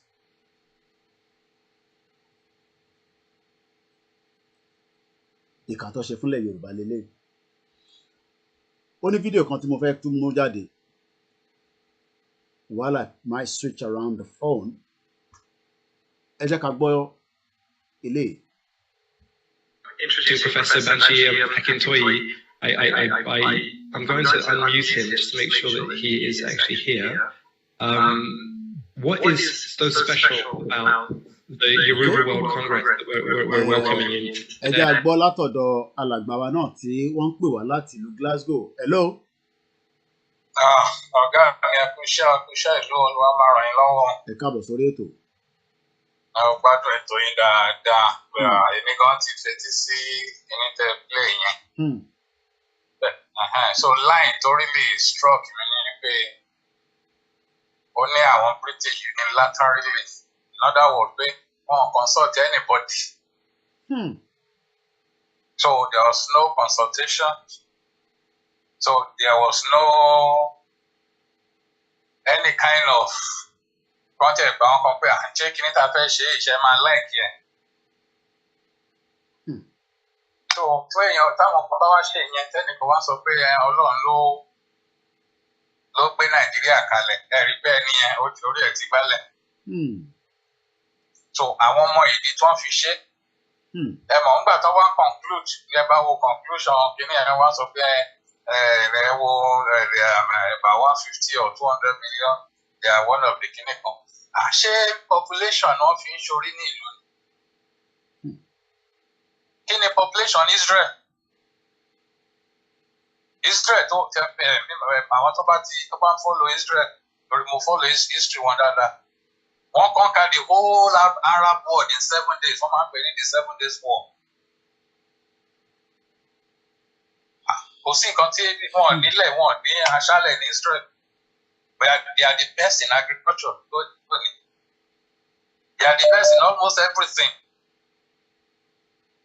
Population wọn dẹ̀ pọ̀. So ẹnìkan máa sọ̀rọ̀ population. Ṣé population la fẹ́ jẹ? Population ni àwọn èèyàn wa tẹ́bí ń pa náà máa jẹ́. Tàbádẹ́ sọ̀rọ̀ population ilẹ̀ Yorùbá ní ó ju the whole of United Kingdom lọ. So kẹ́nìkan máa bá wa sọ̀rọ̀ population yẹn wọ́n ń gbé sẹ́gbẹ̀ẹ́. Then number 2 tẹ́ bá follow kìíní yẹn ẹ tó bá ń follow ẹ̀ nígbà tó ń kílẹ̀ torí mi follow ẹ̀ dáadáa. Ó sọ fún wa níbẹ̀ ni pé even nígbà tí àwọn British gan so wá papọ̀ wọ́n mọ̀ wípé we are not the same. Ìdí nìyẹn gbà táwọn náà fẹ́ lọ nǹkan tó fi create nìyẹn tó fi create regional government nìyẹn.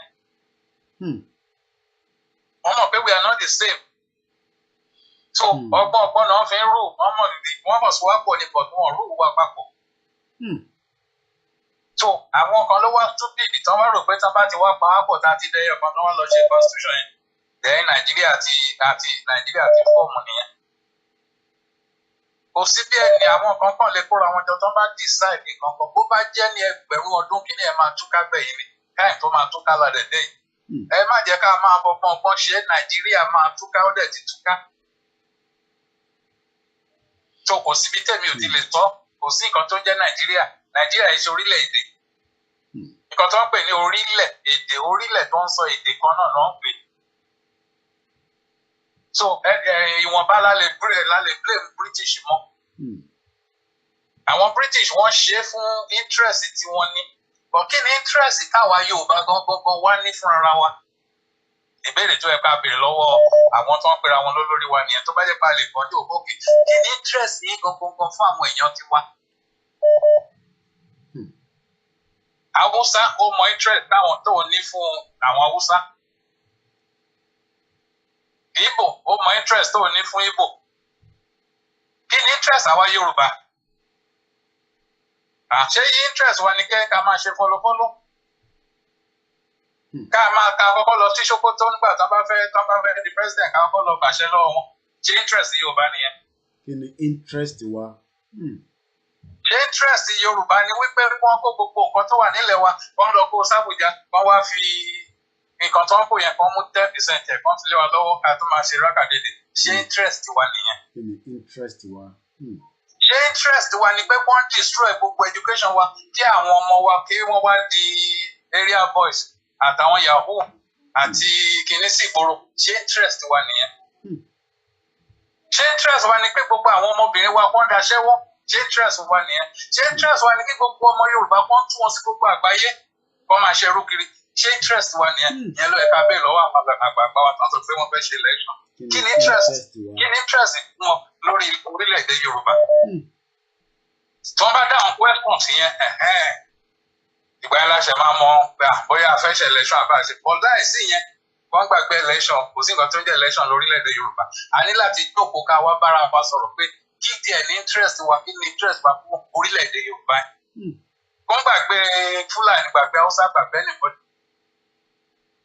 a nídìí láti jókòó pẹ̀lú wọn a ṣe bá máa ń jókòó láàrin ẹbí tá a máa ń sọ̀rọ̀ so ní àárín ẹbí Yorùbá kí ní interest kí ni èròǹgbà wa jẹ́ sọ ní Yorùbá kí ni èròǹgbà wa lórí orílẹ̀-èdè Yorùbá yìí láàrin wa kí la jẹ́ fẹ́ kí la fẹ́ fún orí àwọn ọmọ wa kí la fẹ́ fún àwọn ìyá wa àwọn bàbá wa arúgbó àwọn pensioner kí la fẹ́ fún wọn. so ìyẹn ni tẹ̀lé tó British yẹn gbogbo wọn yẹn àfikún nìyẹn tí gbogbo wa bá jókòó lé ní kábàlà ṣe mọ́ kò sí bàbá ńlá British kan tó lè sọ̀rọ̀. Nígbà tí mo fẹ́ gba ìwé wọ́n máa ń ṣe exam kan tó wọ́n pè ní life in the UK. Mo ka ìtàn àwọn peasant àtàwọn lords nǹkan tó fi ara creation the house of lords ṣe wá nìyẹn àwọn lords yẹn ló ń control gbogbo ilẹ̀. àníṣe fíìmù tí mò ń sọ yẹn the last kingdom yẹn ṣe gbogbo nǹkan pátápátá lórí bẹ́ẹ̀ ṣe sọ yìí náà ni lord ló ń lò níbẹ̀. Last Kingdom, kíní kan Lord, ló ń lò kíní kan Lord, you know, that's the film there. Mo ń gbọ́ yín. Bẹ̀ẹ̀ àwọn peasant yẹn wọ́n dìde wọ́n gbógun tí wọ́n ní tán fi dára wọn gbà. Bẹ́ẹ̀ni. So àwọn politicians àtàwọn olórí wa àwọn ọkàn ní Lord sí wá sí agbọ́dọ̀ dìde. A máa dìde ní gbogbo ọ̀nà tó bá máa gbà pé a ò ṣe káàkó gbogbo kíní yóò tẹ́ wa lọ́rùn sẹ́ẹ̀. Àkóso àlàáfíà kò sí ìfọkànbalẹ̀. Àwọn táwọn á lóyìnbó àlè wálé. Mo mọ̀ bí wọ́n ti bá wálé tí màá gbádùn tí màá lọ káàkiri bá kò sí nǹkan tó dùn pé kéèyàn wá sílùú ẹ̀.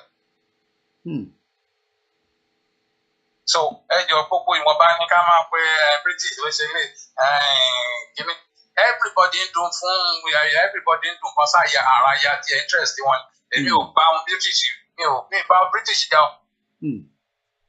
Wọ́n protect interest àwọn ọmọ tí wọ́n. Èmi náà mọ̀ àwọn ọkọ̀ tí mò ń gbádùn bí náà tí mi ò ń ṣọmọ wọn. Mo mọ iye bá ṣe máa bẹ àwọn doctor nurses mi mo ti gba ìfò tí mo ti gbà lọ́sẹ̀ nìkan ti tó 5. Àwọn job center kan wọ́n ti pè mí àwọn kíndà pé ti bá níbi kankan ṣé kíní kan mo fẹ́ ṣé mo fẹ́ apply fún owó báyìí ṣé mo fẹ́ ṣe lé ṣé mo jọ mọ wọn. So àwọn náà interest àwọn ọmọ tó wà ní ibà wọ́n make sure pé interest yẹn ó work. Nígbà tá ẹ̀ ń sọ̀rọ̀ job center ó kàn mú mi rántí fídíò tí mo ṣe ní on the 17th. Tí mo so ẹ jẹ́ ká jọ gbọ́ fídíò ẹ̀ fún bí 2 seconds or less than 2 minutes òun lélẹ̀ fídíò ẹ̀ lélẹ̀ gbogbo àwọn tó máa sanwó fún payment ẹ̀ máa wọlé ní another 2 days from now on the 24th of December àwọn tí wọ́n máa gbowó lọ́wọ́ Department for Works and Pension DWP la máa ń pè wọ́n ṣe wá rí i pé England and Wales lọ́lọ́ wọ́n ṣe sọ pé England náà ló máa overrule àwọn tó wà ní Wales àti Scotland ṣe rí i pé ọ̀tọ̀ọ̀tọ̀ ni wọ́n pín ẹ bá mi ṣàlàyé àárín yẹn fáwọn. Ó yàtọ̀ sí tọ̀dọ̀ yín lọ yẹn. Ẹ bá mi ṣàlàyé fáwọn èèyàn kí ni ìyàtọ̀ pẹ̀lú England, Wales àti Scotland. Ìyàtọ̀ tó wà ń pè ní pé wọ́n ń pè ní devolved government ètò ọ̀pẹ̀ ní devolution. So in other words ni pé wọ́n ti devolve àwọn agbára kan fún wọn tó jẹ́ kó láwọn kankan tó lè ṣe fúnra wọn. For example sí àárọ̀ education wa ń bí ó yàtọ̀ sí tọ̀dọ̀ yín lọ. Primary 7 náà máa dé bí. So tó bá wá dé secondary school wọ́n á lo ọdún 4 instead of ọdún 5 tẹ̀yìn lò lọ́hùn. Then gbogbo education be free ní the university.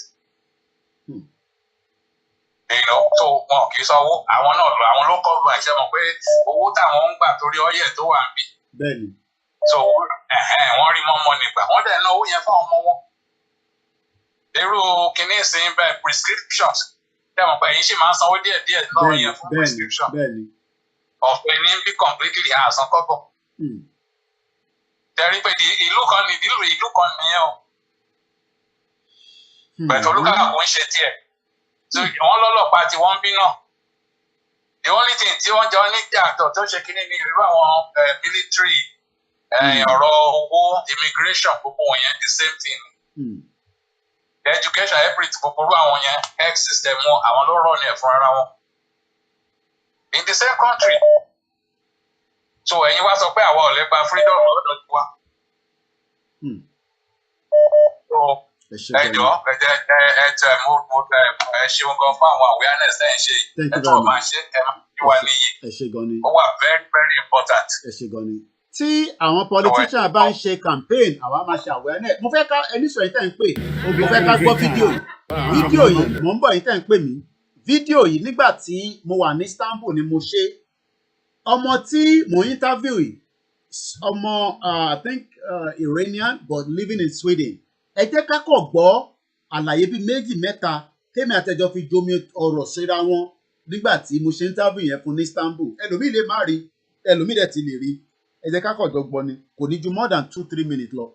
Hope you're having a great time. Okay, there's about 70,000 British down here on holiday, and I'm just doing my vlog as well as usual. Thank you very much. You can check it out. It's KOIKIMEDIA. KOIKIMEDIA. KOIKI. I'm sure you're going to be seeing yourself. If you want to check that quickly, so that way you'll be proud of it. So what have you YouTube, Facebook, and YouTube? But we're going to go live on YouTube now. Yeah. So in terms of, let me quickly ask you. What have you enjoyed and what was the reason coming down here? Family. Okay, so you came all the way.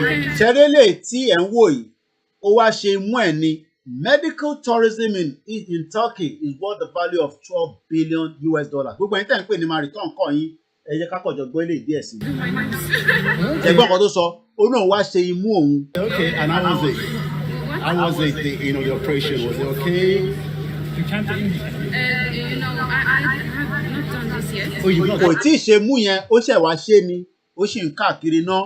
Ó travel láti ìlú tiẹ̀, ó wá ṣe imú ní Turkey because of our people that are calling.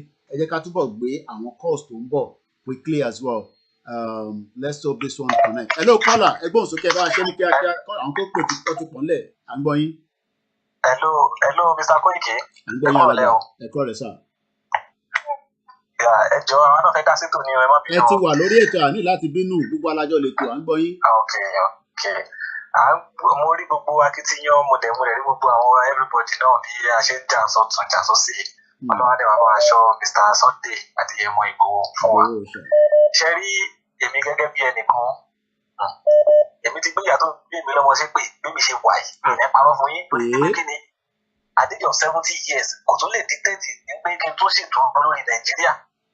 Èmi ti sọ fún wọn normally pé tó bá tún ṣe dúró wọn fẹ́ lọ bá wọn dìbò àwọn fẹ́ lọ máa jùdí orí burúkú ìjùdí ìyá kan kiri ìyá mi ń bá wọn jójú ẹ̀sìn náà kì í bá wọn jójú ẹ̀sìn láti lẹ̀ òun tún jẹ́ kó yé wọn n tó bá mú yín pẹ́ jójó 2023 máa fojú sunkún yín ni èmi ti sọ fún wọn bẹ́ẹ̀ kò sọ̀rọ̀ ń pé kíní torí pé kíní hello.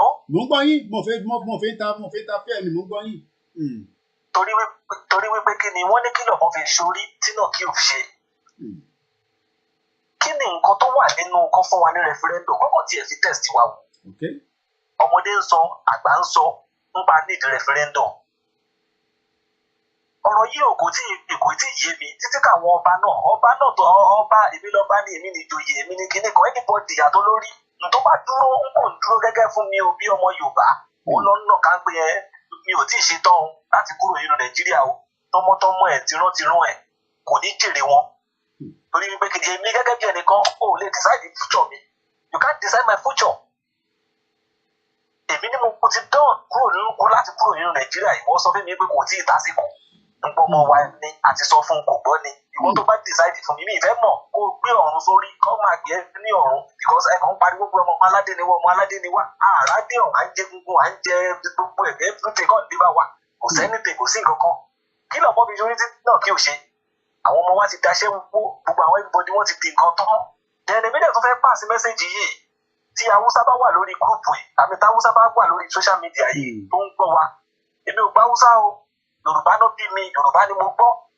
Haúsá bá wà lórí social media yìí tó ń gbọ́ Haúsá ní ìmọ̀ nǹkan tó ṣe yín o ẹ wà very very lazy because Igbo ń sọ pé òun need referendum Yorùbá náà lòun ní referendum kí ló mú yín tẹ́ ẹ̀ lè jà fúnra yín pẹ̀lú referendum ṣé ẹ̀rù ń bà yín ni ṣé ẹ̀ lè dágbé ni ṣé ẹ̀ ò lè dágbé ni èmi ń bí Haúsá tó wà lórí gúrùpù ìlérè ni o aláwò ṣe mọ́ ọkọ àtìyàwó gan wọ́n ń jà àbí ọkọ àtìyàwó gan wọ́n ń gbéra wọn lọ sí kóòtù tó dẹ̀ máa dìbà tí ò ní sí ní ìjànú àwọn ará àwọn méjèèjì tó rọrùn yóò yé mi kọ́ńtírì tí mo lọ mo wà ń bẹ̀ fún dídí over 4 years mi ò fi ojú rí wèrè. Hello? Mi ò fi ojú rí wèrè. Nígbà mi báyìí tí n bá mú nípa ọ̀rọ̀ passport tẹ̀lé àrùkọ tí n bá mú passport dání báyìí tó jẹ́ passport Nàìjíríà má dẹ̀ máa ké torí pé kí ni nǹkan tí ò yẹ lómi ó pọ̀ ju nǹkan tó yé wọn lọ. Ọ̀gá tí mo dúró lọ́dà ẹ̀ ní abroad ó mú mi débẹ̀ ó sọ fún mi àwọn ni this man is a very good man give him job wọ́n ní no he hold Nigerian passport you can't allow him to work here ẹ̀yin náà gbọ́. As in ẹ̀ tí you understand. Mo délé báyìí mo kàn bí brother mi léèrè tọ́jú wà ní ṣé wọ́n ṣe mọ̀ ní Nàìjíríà. Istanbul airport ẹ̀ ń wò fún ìtẹ́ ẹ̀ ń wo àwòrán tó wà lẹ́yìn wa. Recognize wa which means it's true. Eléyìí ṣe pọ̀rọ̀ pé àyíṣọ bóyá ẹgbọ́n wọn ṣe kí ni ó ṣẹlẹ̀ sí mi ni kò ṣe pọ̀rọ̀ wọn ní wípé kọ́mpínì mẹ́ta ọ̀tọ̀ọ̀tọ̀ kọ́mpínì mẹ́ta mẹ́rin ọ̀tọ̀ọ̀tọ̀ náà ti gbé mi lọ tó jẹ́ pé mo fẹ́ ṣiṣẹ́ jẹ́ ká sọ mi ti UAE ni mo ti ń ṣiṣẹ́ UAE ní Abu Dhabi ni mo ti ń ṣiṣẹ́ àwọn tó bá wà lórí platform yìí tó máa ń sọ pé Nàìjíríà UAE ọ̀ríṣẹ́ ẹ̀gbọ́n ẹ má yẹ kí n tọ̀ yìí Nàìjíríà level wọn lò gan níbí gbogbo àwọn tó máa ń pariwo pé Nàìjíríà irọ́ burúkú ni wọ́n UAE lèmi ti ń ṣiṣẹ́ ọmọ ẹ bá bí wọ́n lè rí ọba ọmọ hello. À ń gbọ́ yín bàbá. UAE lèmi ti ń ṣiṣẹ́ ọ̀gá mi mú ọ́n pe àwọn kan ní àbá àbúté mi 5 and 6 ìjọ ni wá ó mú mi lọ sí company oríṣiríṣi ó sọ fún mi you see Yusuf they are not recognize your country they say your people problem ẹ ti understand. Ẹ ṣe gan nítorí àsìkò ká tún fún àwọn ẹlòmíì láàyè. Torí àsìkò ọ̀rọ̀ wà ní ọ̀rẹ́ sọ bọ̀ ọ̀tẹ́ ká kọ̀ tẹ̀ ó ti yẹ má bínú ẹnìkan gbọ́dọ̀ dictate fẹ́ mi o lára àwọn bá tó máa gbọ́ ẹnìkan gbọ́dọ̀ dictate fẹ́ mi o n tẹ́mi fẹ́ mo fẹ́ country tèmi tó máa gbọ́ èdè mi tí máa sọ nǹkan tí mo fẹ́ fún wọn tí n bá dé embassy tí n bá dé airport mi tí máa sọ wọn pé Yorùbá ni mí mi ì ní sóyìnbó mọ́. Ọlọ́run wà pẹ̀lú everybody yín o ẹ ṣe gan. Mo kí gbogbo èèyàn ọmọ káàárọ̀ òjíire tí ẹ̀ ń ṣiṣẹ́ takuntakun ní UAE ẹ jà lọ sọ́dọ̀ màmá wa ní Amẹ́ríkà Istanbul airport òun lẹ̀ ń wò lọ́wọ́lọ́wọ́ ẹ gbóhùn sókè ẹ bá ṣe ní kíá torí èrò pọ̀ lórí ìlà. Hello Mr. Koiki. À ń gbọ́ yín mà. Ẹ kú iṣẹ́ o. Gbogbo àjọ ń ṣe mi. Ẹ kú iṣẹ́ Ọlọ́run á fi yìn ní o. Ẹ ní í ṣe wàhálà lásán o lágbára Ọlọ́run. Èmi náà fẹ́ dá sí ètò wa ni o. Ẹ ti wà lórí ẹ̀yà wa àgbọ̀n yín.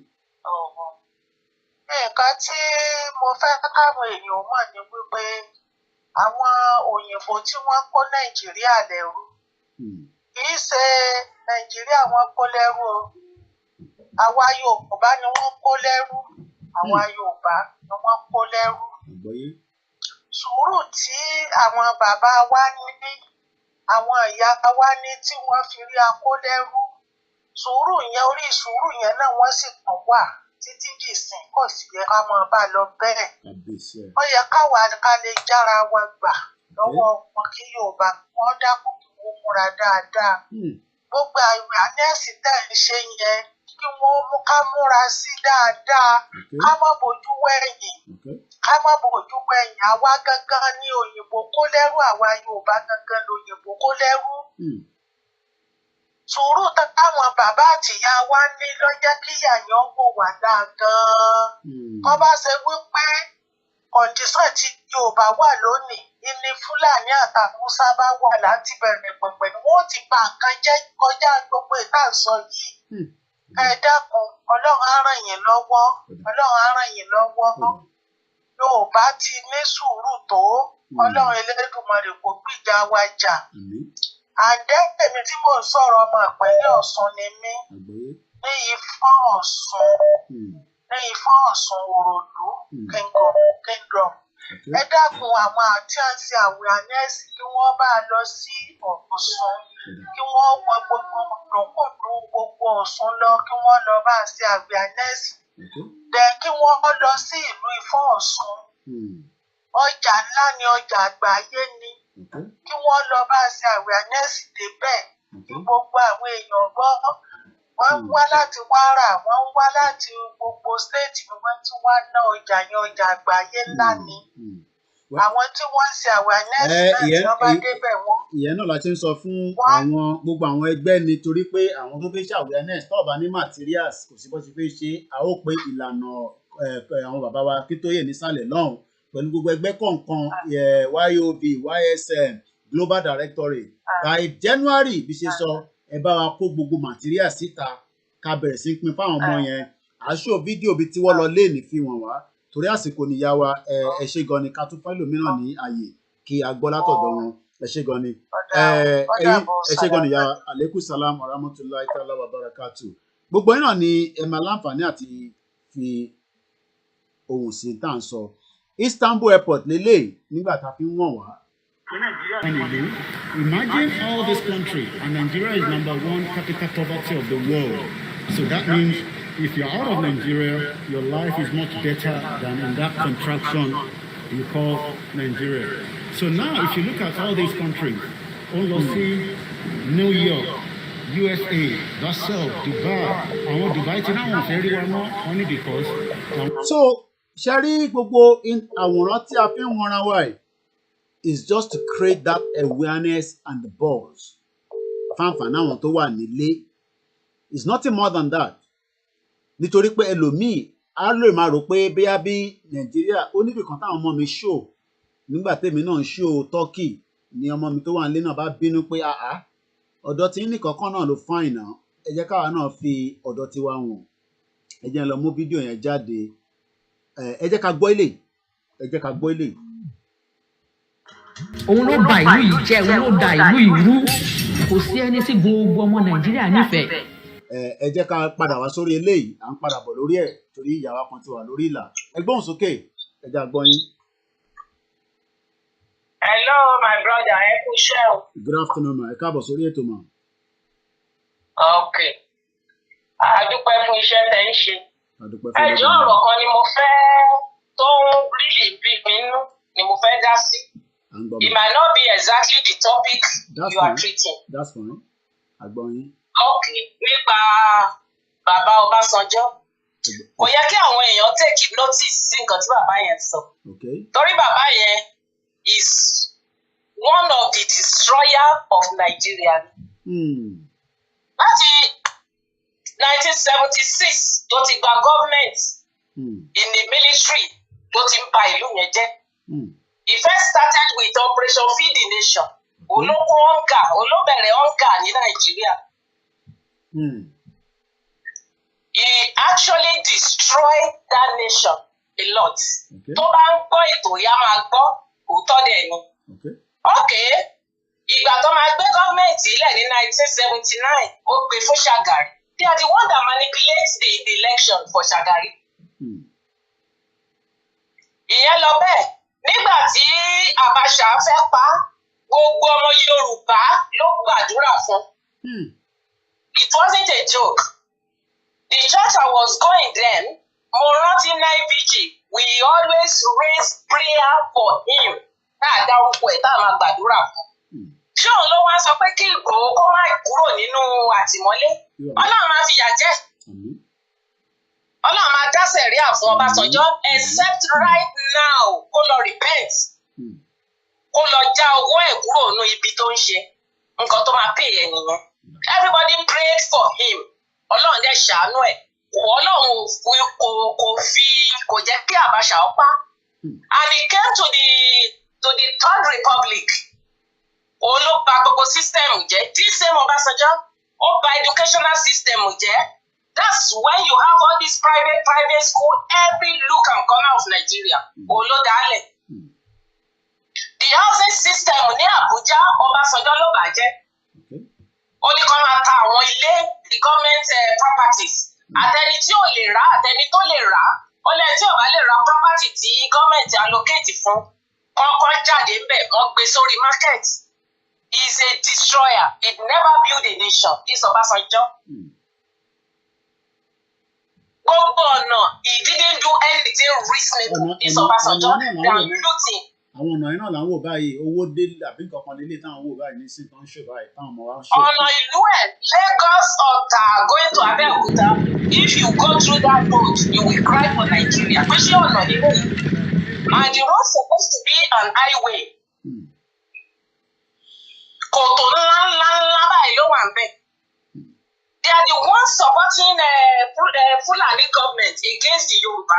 Òun ló tún ṣe yìí, he is doing it again. People have to fight him. Ọlọ́run ò dẹ̀ ní kó ṣe. Kò ní ṣe é ṣe fún. It will never work for him. Ṣé gan ni yàwá? Thank you very much. Àwọn kú wa tó ń sọ̀rọ̀ nípa British, ẹ jẹ́ ká gbé British sẹ́gbẹ̀ẹ́. Nàìjíríà kọ́ nìkan ni British colonize, they colonize Ghana. Wọ́n ní tí wọ́n bá bí ni èèyàn máa ń túnra èèyàn bí ni. Nàìjíríà ò túnra wọn bí. Ifo ibi tí British fi wọ́n lẹ̀ sí tó bá jẹ́ bẹ́ẹ̀ náà dúró sí ìlú yẹn ò ní bàjẹ́ tó ní. It won't be as bad as that. When I was growing up, ní ọmọ kékeré, we have good health system. Ọ̀nà wà, everything wà. Even the building táwọn colonial masters tó build, even in my town, building yẹn ṣì wà ní kò collapse. Àwọn èèyàn wa, the Yorubas are the bad people in our country. Wọ́n dẹ̀ need àti deal pẹ̀lú wọn. We need to deal with them and get rid of them. Kí ìlú wa kó lè tẹ̀síwájú. Because a lot of them in uniform, they are coming back. Bí Rollins ṣe ṣe. Rollins build in Ghana. That's why they can run to Ghana today. So a máa gba ilẹ̀ wa. That Nigeria ó ti fall is collapse already. Kò lè it can't hold anymore. Ọlọ́run dẹ̀ máa gbé ó máa gba Ìgbòho sílẹ̀ fún wa. God will do it. Either they like it or not. All those náà pera wọn pé wọ́n ní agbára. Wọ́n ní agbára tọ́lọ́run. Kọ́ máa wòran. God will deal with them. Gbogbo orí kọ̀ọ̀kan tó ń kígbe. Ọlọ́run máa gbọ́. Ọlọ́run dẹ̀ máa bá gbogbo wọn wí. This Ọbásanjọ́ have to back off. Enough is enough. Ó gbọ́dọ̀ back up. So ilé tí mo fẹ́ contribute. Ẹ ṣé gan ni ìyá wa amòfin wa tí wọ́n bá wa dá sí títì wa náà lélẹ́yìí o àwa náà ní títì tó dá lọ́dọ̀ tiwa lọ́hùn bá ṣe ń fi ìlú òyìnbó wọn. This is the location now. KOIKIMEDIA bring the work closer to your doorstep. Mr. Olayomi Koiki wọ́n fi ojú ọ̀nà Turkey wọ́n fi ràn wá ní some hours ago nígbà tí wọ́n wọlé Turkey. So àwa náà fẹ́ fi ojú ọ̀nà tàwa náà ràn yín ní Nàìjíríà bọ́nà wa ṣe dá tó ní Nàìjíríà níbi bí yìí. So ìyẹn wa ẹ máa bá wa ká lọ. 61 years. This is the 61 year of the Yoruba land.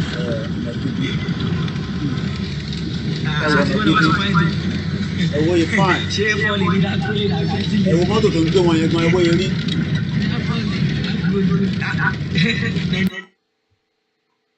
Ẹ jẹ́ ká tún gbọ́ ntí awareness yẹn. We're just going to increase it and start bringing back some of the previous videos and everything that we have in place. A máa gba ìpè sí ẹni sùúrù ẹ̀jẹ̀ àgbọ̀n kan tíyàwó bàbá wa létí. Tí ò ń ṣe pé bóyá òun lọ ń drive wọn o torí mi ò rí ẹ̀yà tó ń sọ bọ́ǹtù rúlù rí tíyà dẹ̀ ń ja ìran ẹ̀ táwọn tó ń sọ bọ́ǹtù rúlù àwọn Fúlàní. Ṣẹ́rí ìlú kó ṣubú yẹn ìlú kọ́ńtàkìtì àwọn super power colonial master àwọn náà nù tó rá amọ́niṣe ni wọ́n tẹ bá ń gbọ́ pé ta ni amọ́niṣe ni aṣenibánidárò àwọn òyìnbó yìí especially British wọ́n á ní Ọlọ́run ló so ìlú pọ̀ God put Nigeria together àfi kọ́ máa lọ tọrọ dáríjì o torí fúnra wọn mọ̀ pé British ló put Nigeria together ṣẹ́rí gbogbo ìgbà ni wọ́n recognize o wípé Nigeria ń ṣẹyọ kan àwọn òyìnbó recognize ẹ̀ tẹ bá lọ gbogbo constitution tán lò nígbà tí wọ́n wà ní as colonial master wọ́n recognize torí owó tó ń jáde ní south yìí ó pọ̀ òun náà lọ ń lò ní north kí ló dé fa ẹ̀yin náà lẹ bá ti north jẹ́ ẹ bá jí owó tán ẹ máa lọ fi sá káàkiri ń bẹ̀ àwọn àkáǹtì tẹ fi sí yẹn wọ́n mọ̀ ọ́n gbàtẹ́ gbédè o wọ́n béèrè pé unity tó ń pè yẹn ta ló favour kò favour anybody òyìnbó ló favour kó release Nnamdi Kanu unconditionally kó jẹ́ kí Chief Adéyẹmọ Sunday Igboho kó padà láyọ̀ àtàlàáfíà gbogbo àwọn sójà kan kọ́ káàkiri yẹn kó withdraw sójà padà sínú báràkì ṣó ti yé yín kó wá kó combatant jáde inú igbó nìkan lọ wọ́n má dó sáàrin gbogbo ẹ̀ tó bá nu gbó tẹ́ẹ̀ bá fẹ́ kó jẹ́ pé history máa sọ wípé ìwọ President Buhari orí tiẹ̀ ó jẹ́ wá pátápátá tó jẹ́ bá kọ́kọ́ wo preamble constitution Nàìjíríà láti òkè ẹ̀dẹ́lẹ̀ irọ́ ṣẹ́rí tó ń jẹ́ trust ó ti kúrò ní Nàìjíríà yìí èèyàn kò trust Yorùbá ò trust Igbo ò trust Yorùbá Yorùbá ò trust Fúlàní Fúlàní ò trust Igbo kò trust Yorùbá anybody ò trust ra wọn báwo ni Fúlàní ṣe máa lóun fẹ́ gbalẹ̀ Yorùbá láyé àti láyé kò lè ṣẹlẹ̀ President Benin Republic kó tẹ̀ jẹ́jẹ́ ṣẹ́rí nǹkan tó ń sá fún sìn ó máa padà ṣẹlẹ̀ sí lọ́jọ́ iwájú ẹni tó ṣe pàtàkì fún Yorùbá ní Chief Igboho Chief Adéyẹmọ tí Benin Republic mú dání illegally wọ́n mú dání for political reasons wọ́n á tẹ́ Ọlọ́run ti sọ yes sí self determination Nàìjíríà yìí kò sí Nàìjíríà ṣẹ́rí ibi tó dé yìí èpè kọ́ kò lè dá ó máa wọ́ọ̀sì sí ni àfi ká ṣe àtúnṣe ní kíákíá kó má lọ dogun. kó má lọ dogun òun lẹ gbọ́ yẹn ẹ gbóhùn sókè yá wa láti òkè lọ́hùn ẹ jẹ́ a gbọ́ látọ̀dọ̀ yín náà. Yes, a fẹ́ dá sí ètò ní sọ. òun náà la ṣe pè yín ẹ gbóhùn sókè. Gbogbo nǹkan tẹ́ sọ ní àtàárọ̀ ni mò ń gbọ́ ṣe rí èmi ṣe máa ń sọ kọ̀ọ̀kan pé àwọn bàbá ta ní wọn ò fẹ́ ká kúrò nínú oko ẹrú tó ń fi wá sí torí àwọn bàbá yìí àwọn ni wọ́n fi wá sínú oko ẹrú yìí àwọn dẹ̀ rí nǹkan táwọn rí bẹ́ẹ̀ kí irú bàbá bá sọ pé máa sọ pé I believe in one Nigeria and kìnìún kan so wọ́n mọ̀ nǹkan tí wọ́n ṣe àwọn bàbá yìí àwọn gangan ni the major problem tá a ní àwọn ni the major problem tá a ní o kọ́lọ̀ ń gbà wá lọ́wọ́ wọn ni o because àwa àṣẹ̀ṣẹ̀ ń bọ̀ ni àwọn ọmọ wa àwọn ọmọ tá a ti bí ṣé irú situation yìí náà ni a tún fẹ́ fa àwọn ọmọ yìí sí kò sí ìlú tẹ́dé lágbàáyé tẹ́lẹ̀ bá ọmọ Nàìjíríà bẹ̀ kò dẹ́ ṣe pé bí iṣẹ́ kan gidi kan là ń ṣe ń bẹ̀ iṣẹ́ ẹrú náà là ń ṣe ń bẹ̀ kọ́lọ́ ṣàánú wa ni everybody fẹ́ wálé àlè wálé pẹ̀lú gbogbo nǹkan tó ń ṣẹlẹ̀ máa bàbá tó ṣe fíìmù tíátà yẹn ṣèbí òun náà wọn adití ni wọn àbí wọn gbọ́ nípa Yorùbá nation èwo nínú àwọn actress àti olórin tó ń support Yorùbá nation kò sẹ́ni nínú wọn tó wọ́n ṣe bí pé wọn ò gbọ́ ni wọ́n fi gbígbọ́ ṣaláì gbọ́ ni ìgbà tí nǹkan wá ṣẹlẹ̀ tó wá ń ṣe fídíò wo ló ṣe tí wọ́n ní wọ́n kọ etí wọ́n kọ yẹn wọ́n fi òwe elépo sí wọn létí wọn ò rí gbogbo nǹkan tó ń ṣẹlẹ̀ ni. àní Nàìjíríà passport wọn ò wà recognize ẹni ní anywhere wọn ò recognize ẹni anywhere so àwa ní ká mọ̀ nǹkan tá máa ṣe o torí àti eléyìí ó tiẹ̀ ti sún wa àmọ́ nǹkan tá fẹ́ ṣe àwọn bàbá ìbáṣe ń gbé sókè wọn bá máa ń fà sílẹ̀ wọn ò fẹ́ ká lọ rárá àwọn bàbá yìí dẹ̀ ti dàgbà ó yẹ kó fi wálẹ̀ kó support wa but they are not ready to support us. èṣù ni wọ́n bá ṣe wà yẹ èṣù ni wọ́n tó nǹkan tí mo ní kí n dá sí ní ẹ̀sà ẹ wo gbogbo ìlú òyìnbó bó ṣe rí náà ẹ wo ìlú òyìnbó bó ṣe rí kò sọ́nà kankan tó dáa ní Nàìjíríà kò sí ọ̀nà tó dáa gbogbo ọ̀nà ibẹ̀ yóò dá bàbá Ọbásanjọ́ tó ń sọ̀rọ̀ ẹ wò ná Abẹ́òkúta bó ṣe rí ọ̀nà yẹn ò dá. then àwọn ìyá tí wọ́n tó ń tẹ̀lé àwọn olóṣèlú mo pity life wọn àwọn ẹlòmíà lọ commerce abroad ìyá Adé Buhari tó wà lẹ́kọ̀ọ́ yẹn kò sọ́mọ ẹ̀ kankan ní Nàìjíríà o Canada làwọn ọmọ ẹ̀ wà o Canada ló lọ ká àwọn ọmọ ẹ̀ sí o ó wá kó àwọn èèyàn jọ ó kó àwọn èèyàn jọ wọ́n ṣe rally ó kó àwọn èèyàn jọ ó sọ pé swaga 2023 níyà òjì yẹn àwọn ìyá ọdún wọn ní ọpọlọ náà àwọn náà ń tẹ̀lé wọ́n jẹ́ kó máa fi fúṣọ àwọn ọmọ wọn fi jó àtàwọn ọkùnrin tí wọn ní ọpọlọ tá máa jókòó sórí social media tó máa ní pẹ́pẹ́ dẹ̀m Tinubu 2023 pẹ́pẹ́ dẹ̀m ló máa sọ lórí Facebook àwọn èèyàn náà dẹ̀ ń tẹ̀lé àwọn òpònú bíi títẹ̀ náà wọ́n ń tẹ̀lé wọ́n kàn ní pé ká má bọ́ àwọn àgbàlagbà ni ẹ má bọ́ àgbàlagbà wọn náà fi sún wa débi tá a dé yìí ẹ jẹ́ ká bọ́ àgbàlagbà tá a bá ti bú wọn tán tá a bá ti gba afẹ́ nǹkan tá a bá ti gba a máa respect wọn padà ẹ má bọ́ àgbàlagbà wọn náà fi sún wa débi tá a dé. tọmọ ìyá mi tí ò bá support Yorùbá nation kó ti gbàgbé pé kò sí kankan tó wà láàrin wa nìyẹn because ọ̀rọ̀ tó wà lẹ̀ yìí ọ̀rọ̀ tó wà lẹ̀ yóò le gan ká tiẹ̀ kúrò nínú oko ẹrú tó fi wá sí ká tiẹ̀ ní nation titi wa ká tiẹ̀ ní wò ká kúrò nínú nàìjíríà ká tó kóra wa sí orúkọ yẹ kó ojú orúkọ gidi náà nàìjíríà ọlọ́mọ ìdíyàn jíríyà so nǹkan tí mo ní kí n dá sí nìyẹn ẹ ṣe kú ẹ kú ètò. ẹ ṣe gan akíndùgbò ẹ̀yin ìyá wa lọ́tún lósè níbikíbi tó olúkálukú wà tí àti wà ń ta máa jẹ. If Nigeria was truly working, we would not be traveling around the world looking for what to eat. Ẹ yẹ ká kọ̀ rántí ohun tí bàbá wa fi bẹ̀rẹ̀ ìgbà tí a lọ darapọ̀ mọ́ UNPO, Unrepresented People Organization. Gbogbo àwọn ìrántí tí ń wò látẹ̀ nǹkan àwọn ìrìn àjò tí a rìn díẹ̀ tí a láǹfààní àti gba Istanbul kọjá òun ni ẹ̀rí yẹn. A dúpẹ́ lọ́wọ́ gbogbo àwọn ọmọ káàárọ̀ òjìrè tó wà ní Turkey. Let me just play this. I love this, this evangelist Ebube. Let's just listen to him briefly. I greet you in the name of the Lord Jesus Christ. I'm your brother, evangelist Ebube Joseph Ezagba. This message is for all the governors in Nigeria, both the president of Nigeria, most especially all the Christian politicians. Governor Ben Ayade, the governor of Cross River State. I thought that you were a Christian. So you are in support of the Islamization of Nigeria. This land that you are planning to give out is what the Christians in Cross River will suffer in future. Everybody is aware that the problems and the killings going on in this country, Nigeria, is because of the Islamization plan. They want to use shedding of blood to achieve their mission. Now, they want to use another plan by requesting for lands to live in order to take over the territory and also to achieve their plan, which is Islamization of Nigeria. And some of the Christian governors and politicians are in full support of this evil. All the Christian politicians in Nigeria that are keeping quiet and are in support of this Islamization plan, maybe because of money or positions. Remember, you will give account of your works on X when you die. Finally, I want to ask all Nigerian governors this question. Biafrans are seeking for freedom because Biafra land belongs to them.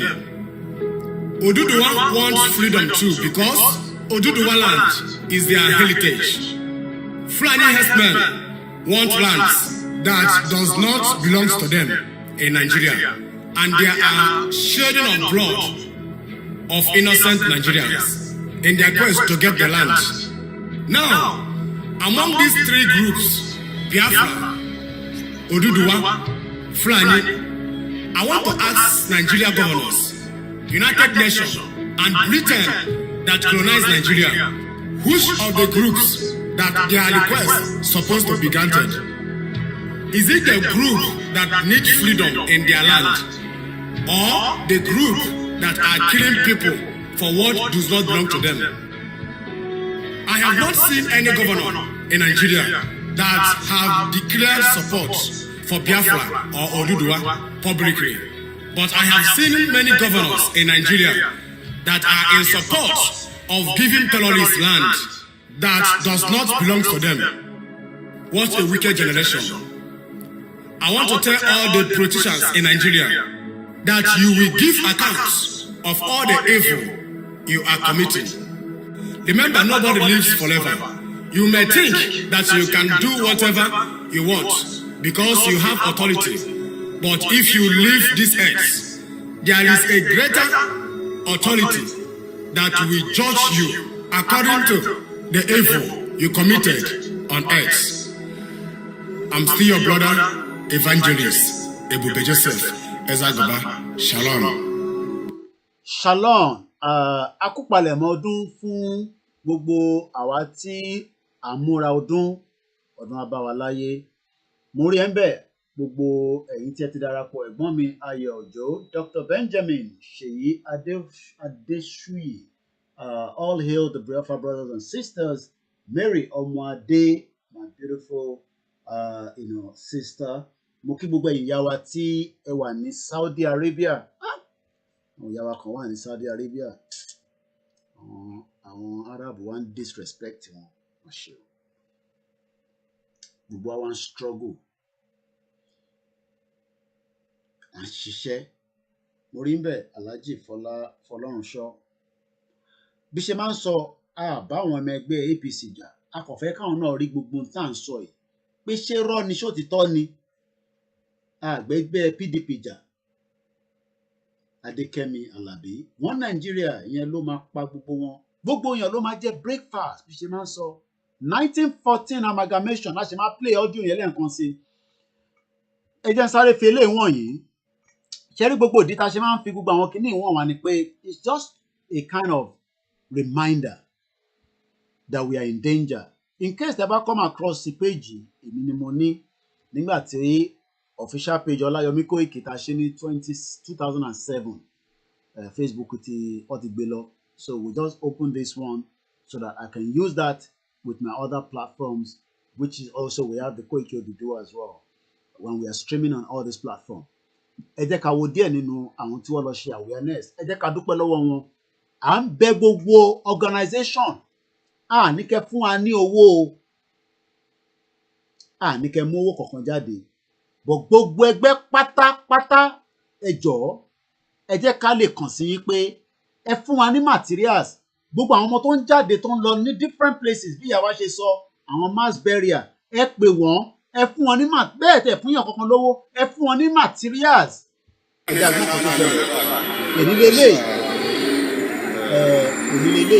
bẹ́ẹ̀ ni mo dúpẹ́ lọ́wọ́ bàbá wa àrólé Olú Michael Babalọ́lá JP bẹ́ẹ̀ ni mo ń kí gbogbo ẹ̀yin JP John Fálàyé mo kí yín bẹ́ẹ̀ mo kí gbogbo ẹ̀yin ará Ìjẹ̀bú Òde a kí gbogbo ẹ̀yin Rẹ́mọ Èkìtì mo kí gbogbo ẹ̀yin Kwara a kí gbogbo ẹ̀yin Kogi ẹja tún lọ lọ́dọ̀ bàbá wa ọ̀dà wọn ti pè lẹ́ǹkan bí wọ́n tún ní kankan tó fi sáré bá wa sọ ẹgbọ́n sókè. Ìyá àbójútó já kan sí fún lórí ẹ̀fọ́ káwọn èèyàn bá lè bọ̀ ni. À ń gbọ́ yín sà. Ó ní kọ̀ọ̀kan kan tí nǹkan tẹ́jọ́ ń gbé wá ṣe tó ṣe máa ta òye bí ìgbà yìí. Ẹ jẹ́ mọ̀ pé tí òun pẹ̀lú àwọn ṣáánì tí wọ́n jọ wà ní kíláàsì tọ́jọ́ ń ṣe kọ́ọ̀sì yẹn. Bẹ́ẹ̀ni sà. Táwọn ṣáánì tí wọ́n fẹ́ ṣe àpamẹ́tì wọn rẹ̀dá wọn ní ṣáánì tó máa ń ṣe. Àti kò yẹ dé aláwẹ̀ àwọn translators àwọn do translator láti translate the táwọn ọmọdé wa fẹ́ wá ń sọ ẹ́ lọ́kọ́ ilé yẹn lọ́kọ́ báyìí lọ́kọ́ àgbọ̀.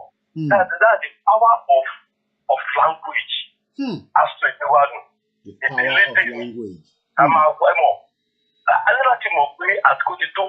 Àwọn láti mọ̀ tó fẹ́ jáde pé bàbá Ọbásanjọ́ gbọ́dọ̀ mọ̀ pé Nàìjíríà ti fẹ́ àpò táwọn tó Ọlọ́run ló gbà wọ́n. Wọ́n gbọ́dọ̀ máa gbàgbé history náà. Wọ́n lè ti gbàgbé. Bàbá lè ti gbàgbé. Àwọn gbọ́dọ̀ fi dídẹ́ tìrú. Táwọn Yorùbá tún dìde. Ọmọ ìbọ́dọ̀ rántí pé gbogbo pòlíṣẹ́ táwọn ti dìbò Nàìjíríà Yorùbá slot ni Yorùbá slot ni wọ́n fún wọn. It's Yorùbá slot. Nígbà tí wọ́n tọ́ fún ọ ní president 1999 it's because of the death of Abiola to settle the Yorùbá.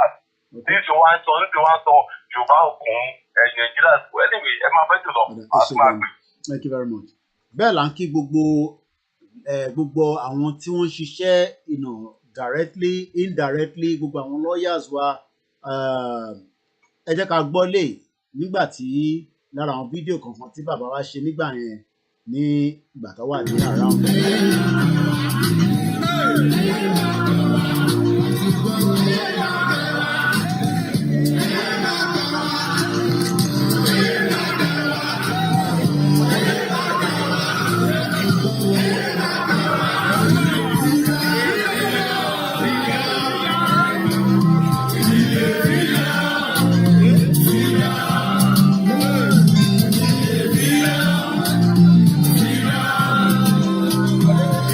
À ń padà bọ̀ lórí freedom yìí àtúntò ẹni tó ń pè wá hello caller.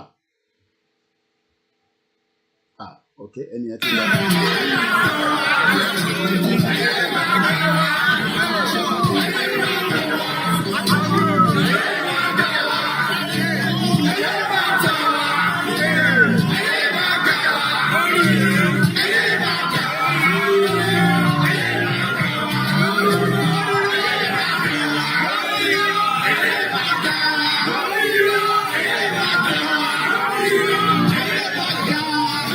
ẹ yé máa gà wá lórí irọ́ ẹjá gbọ́ orin Turn your ìyàwó yìí home náà into a díẹ̀ modern paradise for ẹjá just gbọ́ orin ìyàwó yìí díẹ̀ ọ̀pọ̀lọpọ̀ àwọn èèyàn lọ́kàn ń tàn lọ́ngà adúpẹ́ lọ́wọ́ gbogbo èèyàn ọmọ káàrọ̀ jù.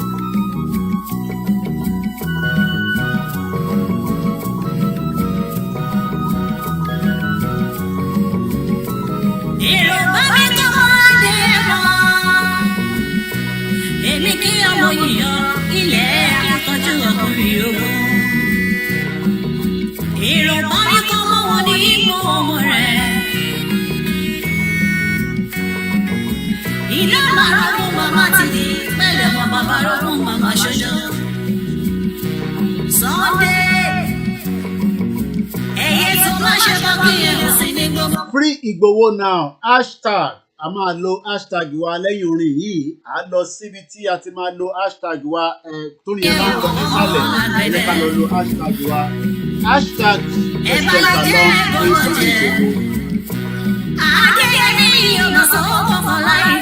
so we're gonna do that again hashtag.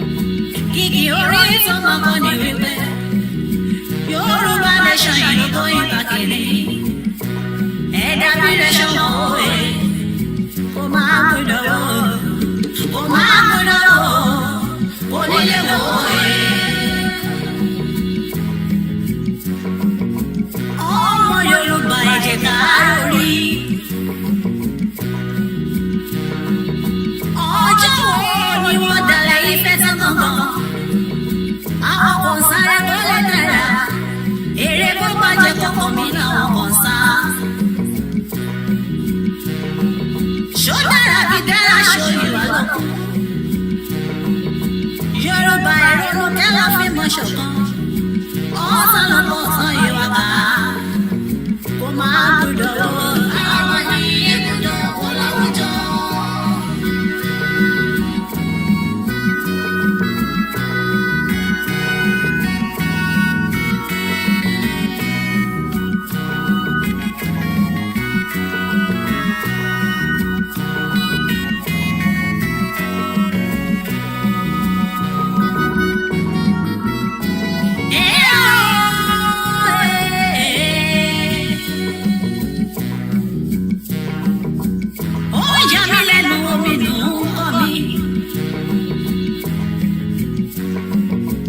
ìdí táwọn àgbààgbà yìí tán kò fi lè sòdodo. òtítọ́ wa jẹ̀kẹ́ wá jọba. ìran láwọn àgbààgbà ìgbèdánijọ́ kiri. wọ́n máa ṣe òwe wọ́n máa mú lọ́wọ́. àwọn ní egun náà wọ́n lọ́rùn jọ.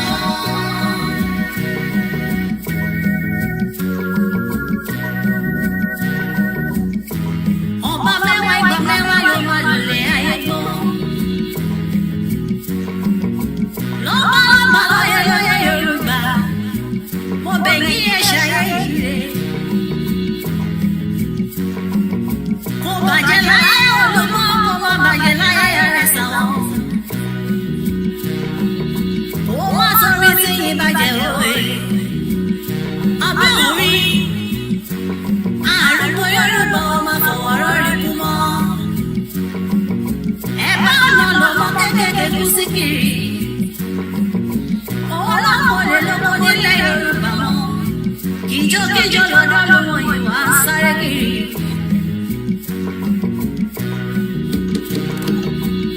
ọmọ Yorùbá ẹ jẹ́ ká lélẹ̀. bájúmọ́ á padà sílé bàbá ẹni ni. ṣebí ewúrẹ́ yẹn ló ń ṣọmọ yá àgùntàn. àgùntàn ló ní mọ́mọ́ mi òbí dúdú òye. ṣebí lásọdọ́ tó ti wà nínú Nàìjíríà yìí. ìdẹ̀ra láfojoojúmọ́ bẹ̀rẹ̀ lọ́wọ́ wọn. ṣùgbọ́n òmìnira náà fojoojúmọ́ fún àwọn.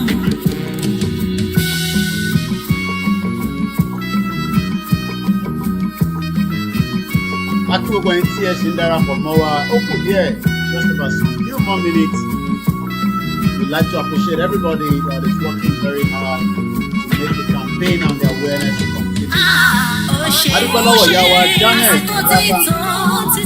ilé tó lọ òmìnira àfẹ́rẹ́. ó ṣe àsìkò tí tó ilé tó lọ òmìnira àfẹ́rẹ́. ó ṣe àsìkò tí tó ilé tó lọ òmìnira àfẹ́rẹ́. òmìnira la fẹ́. àsìkò tí tó. Free Igboho now. Ẹ bá wa support sister wa tí using her time, effort to put this together. That's our YouTube channel. Janet Voice Adekola. Ẹ bá wa lọ play. Ẹ bá wa máa pín káàkiri. She has a lot there. We will probably not, but maybe tomorrow àtúláǹfààní àti play the second one as well. She has done so much, and like I always say, ẹ má rò pé àwa nìkan là ń ṣe iṣẹ́ takuntakun. Everybody from different platforms, different groups, we appreciate everybody. But as we are going into 2023, like 2022 rather, we must continue to bring that awareness very, very much more than anything. Ẹ lọ bá wa tweet Talon àti ṣàdúrà lánàá, àdúrà wa dẹ̀ máa gbà lórí bàbá wa Chief Sunday Igboho. Kò tí gbọ́dọ̀ rẹ̀ wá o, kò tí gbọ́dọ̀ sú wa. Igboho must be free before the end of this month. Lágbára Ọlọ́run. President Talon, gbogbo ẹ̀yin tẹ́ bá sì lè dé embassy wọn all over the world. Ẹ email, ẹ kọ letter, ẹ má máa béèrè pé Koiki báwo la ṣe máa rí email. All these things with a Google search, you can get it as well. Ẹ lè lọ sí their website. This is the official government website of and I think we have another video that I might quickly play, which is a message to Talon as well. This is their official website, and I guess they have, I'm not sure whether they have a contact section where we can send an email. Ó dà pé orí Facebook wọn ni mo ti rí yẹn nígbà tí mo lọ sórí Facebook wọn. So èyí tẹ́ bá mọ email, ẹ lè lọ sórí Facebook wọn náà, ẹ bombard wọn pẹ̀lú message. Ṣé ní gbogbo àwọn kinní ó máa ní effort? Kò ń ṣe pé ká má ṣe nǹkan kan. It's good to listen to us, but it's also good to make effort. Gbogbo abẹ́ ibi kọ́mẹ́ǹtì wọn, ẹ lọ fi kọ́mẹ́ǹtì síbẹ̀. Hashtag Free Igboho now. President Talon. free Igboho now. So let's continue to do all this. Màá fi líǹkì eléyìí síbẹ̀ nísìn fún ẹ̀fàní ẹ̀yìn tí maybe for whatever reason you're struggling to find it. Then àwa lọ play bàbá wa kan náà tó bá wa ṣe fídíò lórí kọ́fì bàbá wa Ìgbòho ní èdè Faransé. A kí gbogbo àwọn tó wà ní Paris, wọ́n ti jáde lọ́pọ̀lọpọ̀. A kí gbogbo ẹ̀yin tẹ́ ti lọ sí Washington DC. A kí àwọn tí wọ́n jáde náà láìpẹ́ yìí tó lọ sí embassy wọn lÉkòó. Gbogbo effort wa kò ní já sí asán lágbára Ọlọ́run. A sì máa play video bàbá wa Professor Akintoye when we were included into the UNPO. So let me take down so that we don't have so many areas that is. A ti ń bọ̀ lórí video. Let's play this video first, then I will play video bàbá wa tó sọ̀rọ̀ ní France. Ìsọ̀rọ̀ ló ti ṣe eléyìí ní adúpẹ́ lẹ́ẹ̀kan sí lọ́wọ́ bàbá wa Àrólé Olú Michael Babalọlá JP.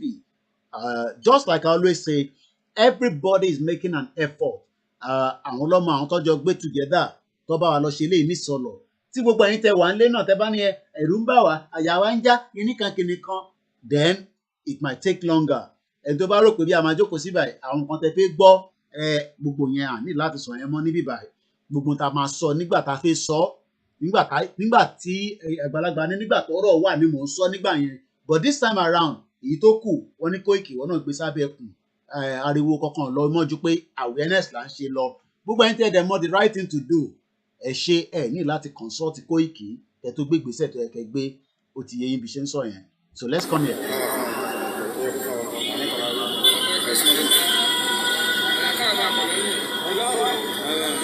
Àwa ẹgbẹ́ máa jàgbára worldwide káàkiri àgbáláyé. Ojú alẹ́ ń wò yí o. So a fẹ́ bẹ̀rẹ̀ awareness campaign wa ní eré Ìsọ̀lọ̀ Mushin Local ní Lagos State. So ẹ máa bá a kálọ̀ ojú alẹ́ ń wò yí o. Àgbọ̀dọ̀ mi lè o. Àwọn Yorùbá tọkàntọkàn, àwọn ọmọ ọkọ Yorùbá, àwọn ọmọ Yorùbá. So ẹ máa bá a kálọ̀ live. Olú àti àkànjọ ìdàlẹ̀. Yorùbá nation náà ní Yorùbá. Ẹ ṣe Bàbá náà pọ̀lọpọ̀ àwọn tó ń jáde báyìí ní almost every day awareness yẹn máa peak. Àwọn ilé nísìnyí ọ̀dọ́ pé online nìkan wọ́n ti bọ́ sórí Mushin lélẹ́yìí o. Ẹlòmíràn ní ọ̀ní jẹ́ ká àníṣẹ́ nígbà tẹ́ ẹ̀ bá ti gbébọn tẹ́ ẹ̀ gbé kú mọ̀. Awareness ni we have the right, it is not a crime, and that is why I say everybody must do the needful. Ẹ jẹ́ ká kàn wo díẹ̀ nínú ìgbésẹ̀ tó gbé bẹ́ẹ̀ nì. Èyí ló ṣe fídíò yìí.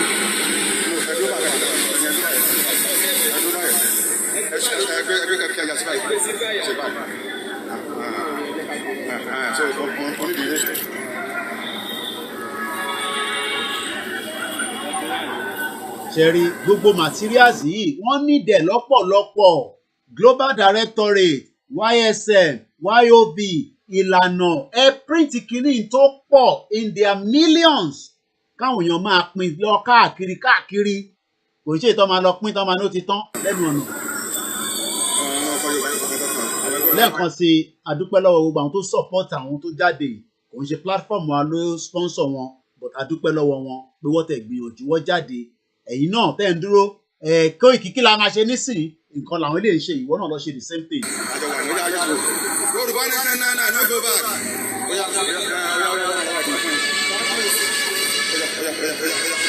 Yorùbá nation náà no go back. Ẹ jẹ́ ẹ o, kò sọ́nà mìíràn o. Yorùbá nation náà. Odùwájú àtúnìgbẹ̀ dalẹ̀ o. Ẹ jẹ́ ká jọ ṣe ni o. Yorùbá nation no go back. Àwọn ẹgbẹ́ ọmọ ìjàgbára worldwide káàkiri àgbáláyé. Yorùbá nation náà no go back. Yorùbá nation náà no go back. Yorùbá nation ẹ jẹ́ ká jọ ṣe òun ló lè gbà wá o. Òun ló lè mú ẹkọ nínú ìyà. Òun nìkan ló lè ṣe o. Yorùbá nation náà. Ẹ jẹ́ àjọjọ ṣe ni o.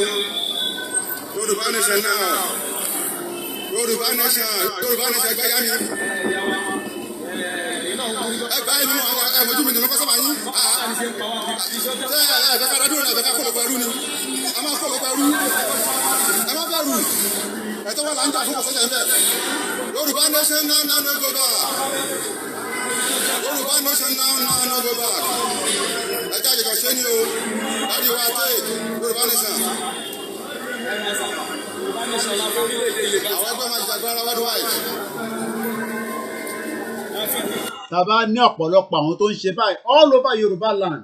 in no time àwọn èèyàn máa mọ̀ pa Yorùbá nation lóòtítọ́ ẹ̀rù ń bà wọ́n bẹ́ẹ̀ ṣe ń gbọ́ táwọn ìyá yẹn sọ pé ẹ̀rù ń bà wọ́n ni ẹ jẹ́ ká sì gbìyànjú láti lọ engage wọn àwọn ilé ló jáde nísìn kí ló wá ṣèwọ tó ń sọ pé Kóìkì àmọ́ ta fẹ́ ṣe nítorí lè ṣe lélẹ̀ ilé nìkẹ́ lọ máa ṣe fún wa nísìn. ìyá mi bàbá mi ẹ̀yin aláyé ọlọ́jà jáde jàyà inú ká kó lóko ẹrú ẹ jẹ́ ká kó lóko ẹrú ẹ jẹ́ ká bá wa kalẹ̀ Yorùbá nation ni fúnra Yorùbá ti wà láfẹ́ àfẹ́ òṣèlú kankan mọ́ àfẹ́ dádúró àfẹ́ kó lóko ẹrú ó tó gẹ́ ẹ jẹ́ ká bá wa kalẹ̀ Yorùbá nation náà ní ọgbọ́n bá Yorùbá kò ní gbọ́dọ̀ lẹ́ o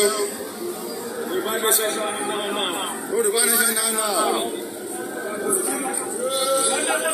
Yorùbá nation yá Yorùbá nation náà Yorùbá nation náà go back.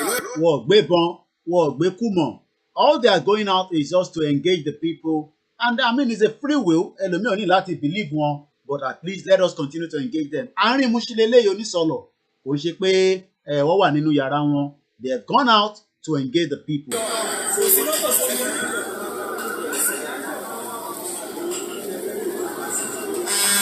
Ṣẹ̀rẹ̀ àwọn ìyá wa lábẹ́ bridge ẹ̀ka àwọn èèyàn máa ti tajà ṣẹ́yìn eréyàn kankan tó ń tajà lábẹ́ bridge lamẹ́ríkà tó ń tajà lábẹ́ bridge ní UK tó ń ta ṣẹ́yìn lè lọ tajà lábẹ́ bridge lórí M25 àbí lórí gbogbo tí bridge bá wà ní UK ẹ wo ayé tó fi àwọn èèyàn wá sí ẹ wo condition.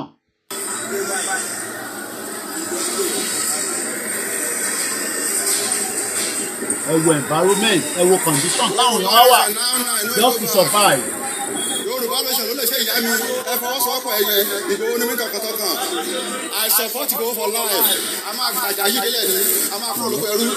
lótìtọ́ lódodo tí Nàìjíríà bá ń ṣiṣẹ́ ni ó jẹ́ káwọn ìyá wa wà nínú bíi kíọ́sì tó dání tó máa ra máa tajà wọn wá máa san tax fún government but gbogbo wọn lọ ní shop nígbà kan wọn ò lè afford owó shop wọn lọ́ṣẹ́ bọ́ sábẹ́ bridge àwọn agbèrò adẹ́tọwọ́ bọ̀ wọ́n nídìí wá wà níbẹ̀ ìyálé ilé kókò lè tajà disrespect or demoralize gbogbo ọmọ Yorùbá this is the life tá à ń gbé o fake life ìwọ tó rò pé Nigeria is working this is the real Nigeria kò ń ṣe ìwọ tó lọ sí tó fi lọ sọlídé nísìn tó kàn fi lọ kà wọ́n mọ́ ẹ mọ́lẹ̀. ẹ jẹ́ ká àjọjà yìí ni Yorùbá nation náà náà Yorùbá nation no go back ẹ jẹ́ àjọjà yìí ni Yorùbá nation láfẹ́ ọ̀bá mi òkè yìí òun tó lè ṣe nìyẹn ẹ jẹ́ àjọjà yìí ikú parapọ̀ ọmọ wọlé ẹ jẹ́ ká àjọ. ẹ wo bàtà bàbá yẹn nísìn bàbá yẹn ti ṣe wàhálà àwọn àgbàlagbà wọ́n ti ṣe wàhálà at the end of the day nothing comes out of it.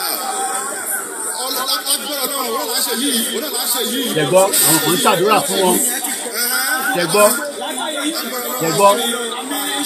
àwọn èèyàn náà ń dúró ká wá engage wọn ni ẹ má máa sọ pé yẹn pé kò lè possible ìdá apá kan lélẹ̀ nísìn ìdá apá lélẹ̀ tó ń sọ pé Ọlọ́run máa fún wa ṣe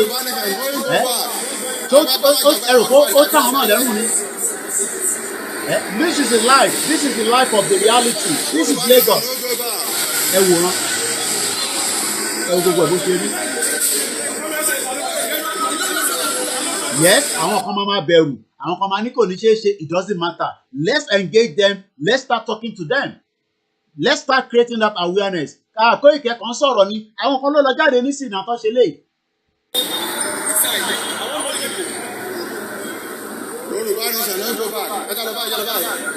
So let's just forward it again a little bit.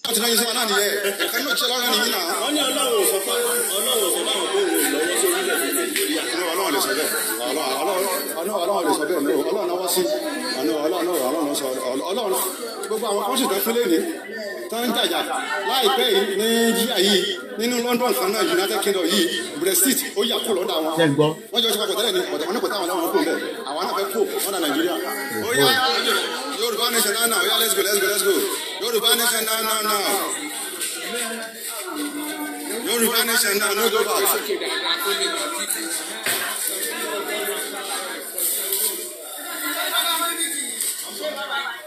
Odò àgbà kò ní gbọ́dọ̀ lẹ́nu àwọn ajá máa wá máa o ajá ayálé yín lágbọ́ Ọlọ́run ajá afílẹ̀ yín fi ṣe bùgbé o agbọ́ Ọlọ́run àtàgẹ̀rẹ̀ ní o ẹ̀yin bàbá lọ́jà yìí alájẹ́ agbọ́ Ọlọ́run àtàgẹ̀rẹ̀ lẹ́tà o.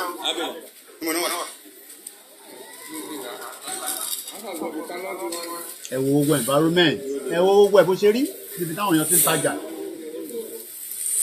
Ẹ̀wọ̀n agẹ̀tì wa Yorùbá nation náà no go back òun ló lè ṣe o ẹja àfọwọ́sowọ́ ẹ̀yin ọlọ́jà bàbá alájẹ́ odò àgbà kò ní bí ọ̀dà lẹ́ o ẹja fọwọ́sowọ́pọ̀ Yorùbá nation ló lè ṣe o ẹja gbára kúrò lẹ́lẹ̀ lọ́wọ́ àwọn kan ènìyàn àwọn amúnisìn ó ti tó gẹ́ ọmọlẹ́bí Yorùbá nation náà no go back ìyá mi ajá wà máa o lágbára Ọlọ́run àtàjẹ̀lẹ́ wọn máa ta o ẹ̀ ní ṣọ́ọ̀tì o Yorùbá nation náà no go back.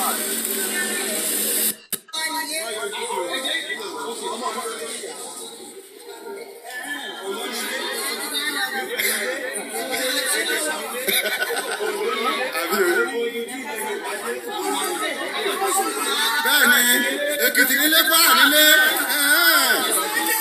bẹ́ẹ̀ni gbogbo ẹni ilé wa náà lọ lé wa a ti ń dẹrù wa ìyá mi gàrí bẹ níjẹ fúta máa jẹ. So adúpẹ́ lọ́wọ́ àwọn bàbá wa. So let's just listen to this. We are time up already, so we have just exhausted our first 2 hours. So let's now listen to when Professor Banji Akintoye was presented to the UNPO as Yoruba become, I think, the number 43, or yeah, I think so, yeah. Is that in many ways it's a new initiative. There's been a movement for the self-determination of the Yoruba people for many, many years. But just recently, this World Congress met and formed around the leadership of Professor Akintoye. And it seeks to represent all of the people of Yoruba with a very diverse membership within the Yoruba people.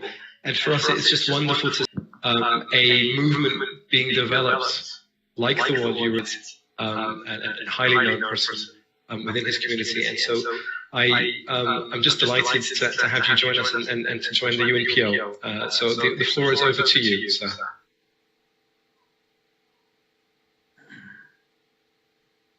I want to start by thanking UNPO for giving me the opportunity to speak up for the Yoruba nation. Today, we, the Yoruba nation, will also call ourselves the Odua nation. When in 1914 the British amalgamated the Yoruba indigenous nation with other nations to form the country called Nigeria, the Yoruba nation was the largest single nationality in the new country, and already had more than 1,000 years of formal civilization building in Black Africa. Okay, no, that's nice. The Yoruba had started to live in towns and cities by the 9th century AD. By the time that the first European explorers came to the coast of West Africa in the 15th century, Yoruba land was already a copiously urbanized country. Indeed, one of the most urbanized countries in the world, with heavily populated cities and towns at short distances from one another.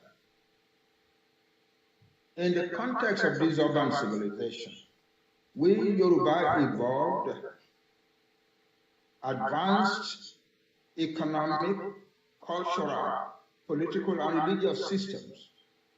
Earliest Europeans, explorers and traders along the West African coast from the late 15th century found the influence of Yoruba civilization and Yoruba diaspora trading colonies among many West African peoples, and the Yoruba language as a language of commerce among many different peoples.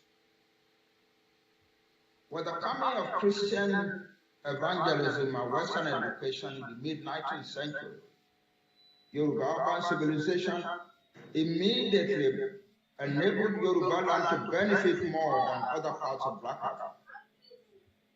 By the 1860s, we Yoruba were already producing a class of university graduates and educated professionals.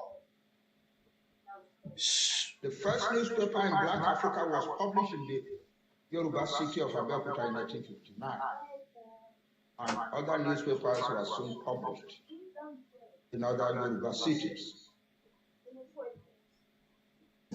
For much of the rest of Black Africa, schools did not come until after 1900, by which time some Yoruba families were already producing their third generation of university graduates. At the amalgamation in 1914, the Yoruba were the only educated nation in the new country of Nigeria. From 1952 to 1962, under a limited self-government arrangement and federal constitution, which the British granted to Nigeria, the Yoruba nation proceeded to make the mostly Yoruba western region of Nigeria the pace setter in Nigeria and even in Africa in virtually all aspects of development and modernization. But the Nigerian environment has consistently been hazardous to the Yoruba nation. From the beginning, the British colonial rulers feared the considerably educated and culturally sophisticated Yoruba and proceeded to do everything to limit their influence in Nigeria. From the British, the tradition passed on to the non-Yoruba peoples of Nigeria that the Yoruba needed to be stopped and, quote, to stop the Yorubas, unquote, became the constant purpose of Nigeria. At Nigeria's independence in 1960, the British manipulated everything to impose the Hausa Fulani of northern Nigeria as a dominant group over the Nigerian federal government and to exclude the Yoruba leadership from the federal government. The British regarded the mostly uneducated Hausa Fulani, particularly the Fulani, as, quote, the friendly people, unquote, under whom British influence will continue to be strong in independent Nigeria. In 1962, less than 2 years into Nigeria's independence, the anti-Yoruba hostility finally produced a covert operation by the federal government of Nigeria, assisted by the British from the sidelines, to destabilize the predominantly Yoruba Western region. The covert operation succeeded in splitting the reputedly disciplined Yoruba political leadership of the Western region, and the federal government immediately rushed in, declared that law and order had broken down in the Western region, suspended the region's elected government, imposed a hand-picked sole administrator on the region, and imprisoned the topmost Yoruba leader. Finally, the federal government chose a faction of the disgraced Yoruba leadership as federal allies and proceeded to give them the legitimacy by blatantly rigging the regional election of 1965 for them in their favor. At that point, Yoruba youths of the Western region revolted, and they kept on stubbornly fighting the authorities until law and order totally collapsed in the Western region, and until the whole of Nigeria became profoundly destabilized. In January 1966, the Nigerian military, very displeased with the way the Western region was being handled, overthrew the governments of the Federation. For 3 decades after that, until 1999, Nigeria reeled in a dark and darkening cloud under military dictatorships. All the military coups, all the military dictatorships from 1966, July, until 1999, were led by military officers from northern Nigeria. This was so because the northern political elite, whom the British had manipulated into dominance over Nigeria at independence, had used their control of federal power to ensure a dominant number of northern officers in the military ranks. Under the successive military dictatorships, Nigeria descended deeper and deeper into crookedness, insensitive governance, rampant corruption, impunity, government effort to impose a religion, religious and inter-ethnic violence, insecurity, grossly poor and incompetent management of the economy, and hopeless poverty. The military dictatorships destroyed the essence of federalism grabbed all power and all resource control into the hands of the federal government, turned the state governments of the federation into helpless dependents on federal handouts, and thus destroyed the spirit of development and enterprise in all parts of Nigeria. Today, Nigeria is known as the #1 home of extreme poverty in the world. And there are predictions that in a few years, as much as 50% of all the most desperately poor people in the world will be Nigerians. Since the controllers of federal authority were consistently northern Muslims, the ambition grew among them to impose Islam upon Nigeria, a country with large numbers of Muslim, Christian, and traditional worshippers. They thereby led Nigeria into frequent Islamic fundamentalist explosions. The massive revenues being earned in these years by Nigeria from the petroleum exports turned out to be a curse rather than a blessing. Inevitably, the Yoruba nation was sucked into this deepening disaster. The military dictatorship seized important Yoruba assets that had been created in 1959-52 era in the Western region. Most of such assets were then poorly managed or deliberately allowed to decline or even perish. Deepening poverty became the lot of the Yoruba nation in Nigeria. Also, Yoruba political leadership increasingly fell for most of the insensitive governance and public corruption characteristic of Nigeria. In these circumstances, the Yoruba people have progressively lost the enterprising spirit and the spirit of service to society for which their nation has been known throughout its long history. The quality of Yoruba education has been destroyed. Yoruba language has declined and now faces the threat of extinction. To destroy Yoruba knowledge of and pride in their history, Nigeria's federal military government prohibited the teaching of history in schools. Yoruba rulers have neglected agriculture until famine came to have among them the image of an occupation fit only for the aged, the poor, and the illiterate, and until Yoruba land came to depend mostly on food importations. By 1962, cocoa export by Yoruba farmers were the source of funding for the Western region's ambitious development programs and the main foreign exchange source for Nigeria. By the early 1980s, Yoruba cocoa exports had dwindled almost to zero.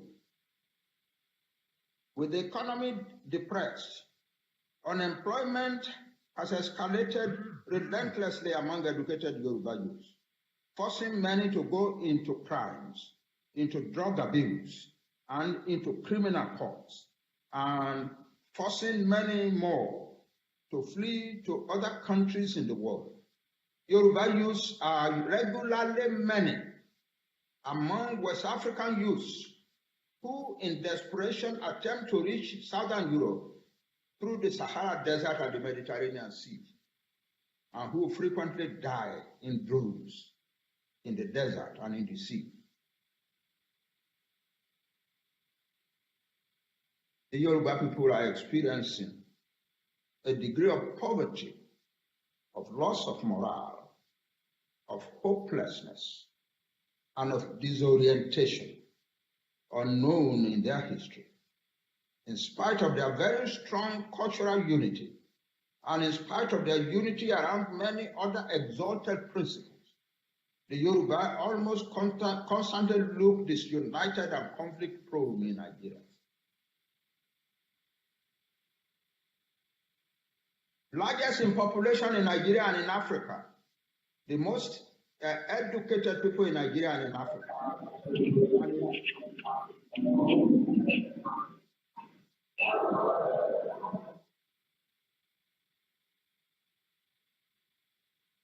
And a nation with a very large diaspora in most countries of the world.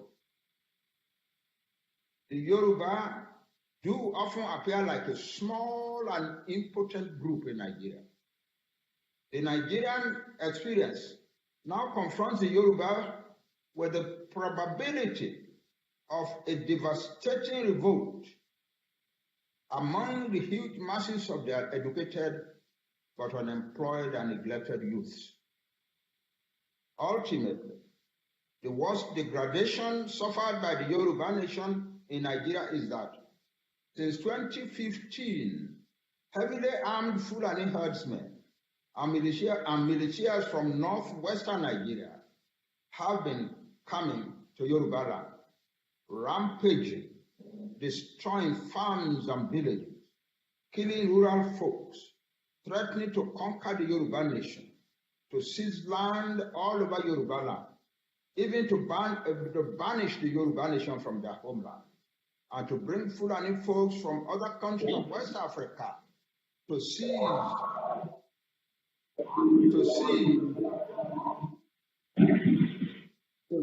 and possess land in Yoruba land. Many Yoruba people have been forced to abandon farming altogether, and the rampages are putting unbelievable pressure on the already weakened Yoruba economy in general. Even the large Yoruba cities have come under these threats also, as millions of uneducated and unskilled youths have been deliberately encouraged and assisted by some in the northern elite to migrate to the Yoruba southwest, where they are building up into a devastating burden on Yoruba society and economy. Countless Yoruba patriots and civil organizations and the patriots and organizations of most other Nigerian peoples have bravely agitated for decades for a return to a truly federal system. For the people who control the central government have stubbornly employed the central government's powers to prevent such restructuring. The horrific conditions of Nigeria are intensifying abominably. Human blood is flowing increasingly across the face of Nigeria. United Nations and other international agencies and countless informed Nigerians are loudly predicting Nigeria's imminent descent into famine and starvation, insupportable weight of foreign debt, total economic collapse, and even an apocalyptic implosion, which could spew ruin and human suffering over most of West Africa.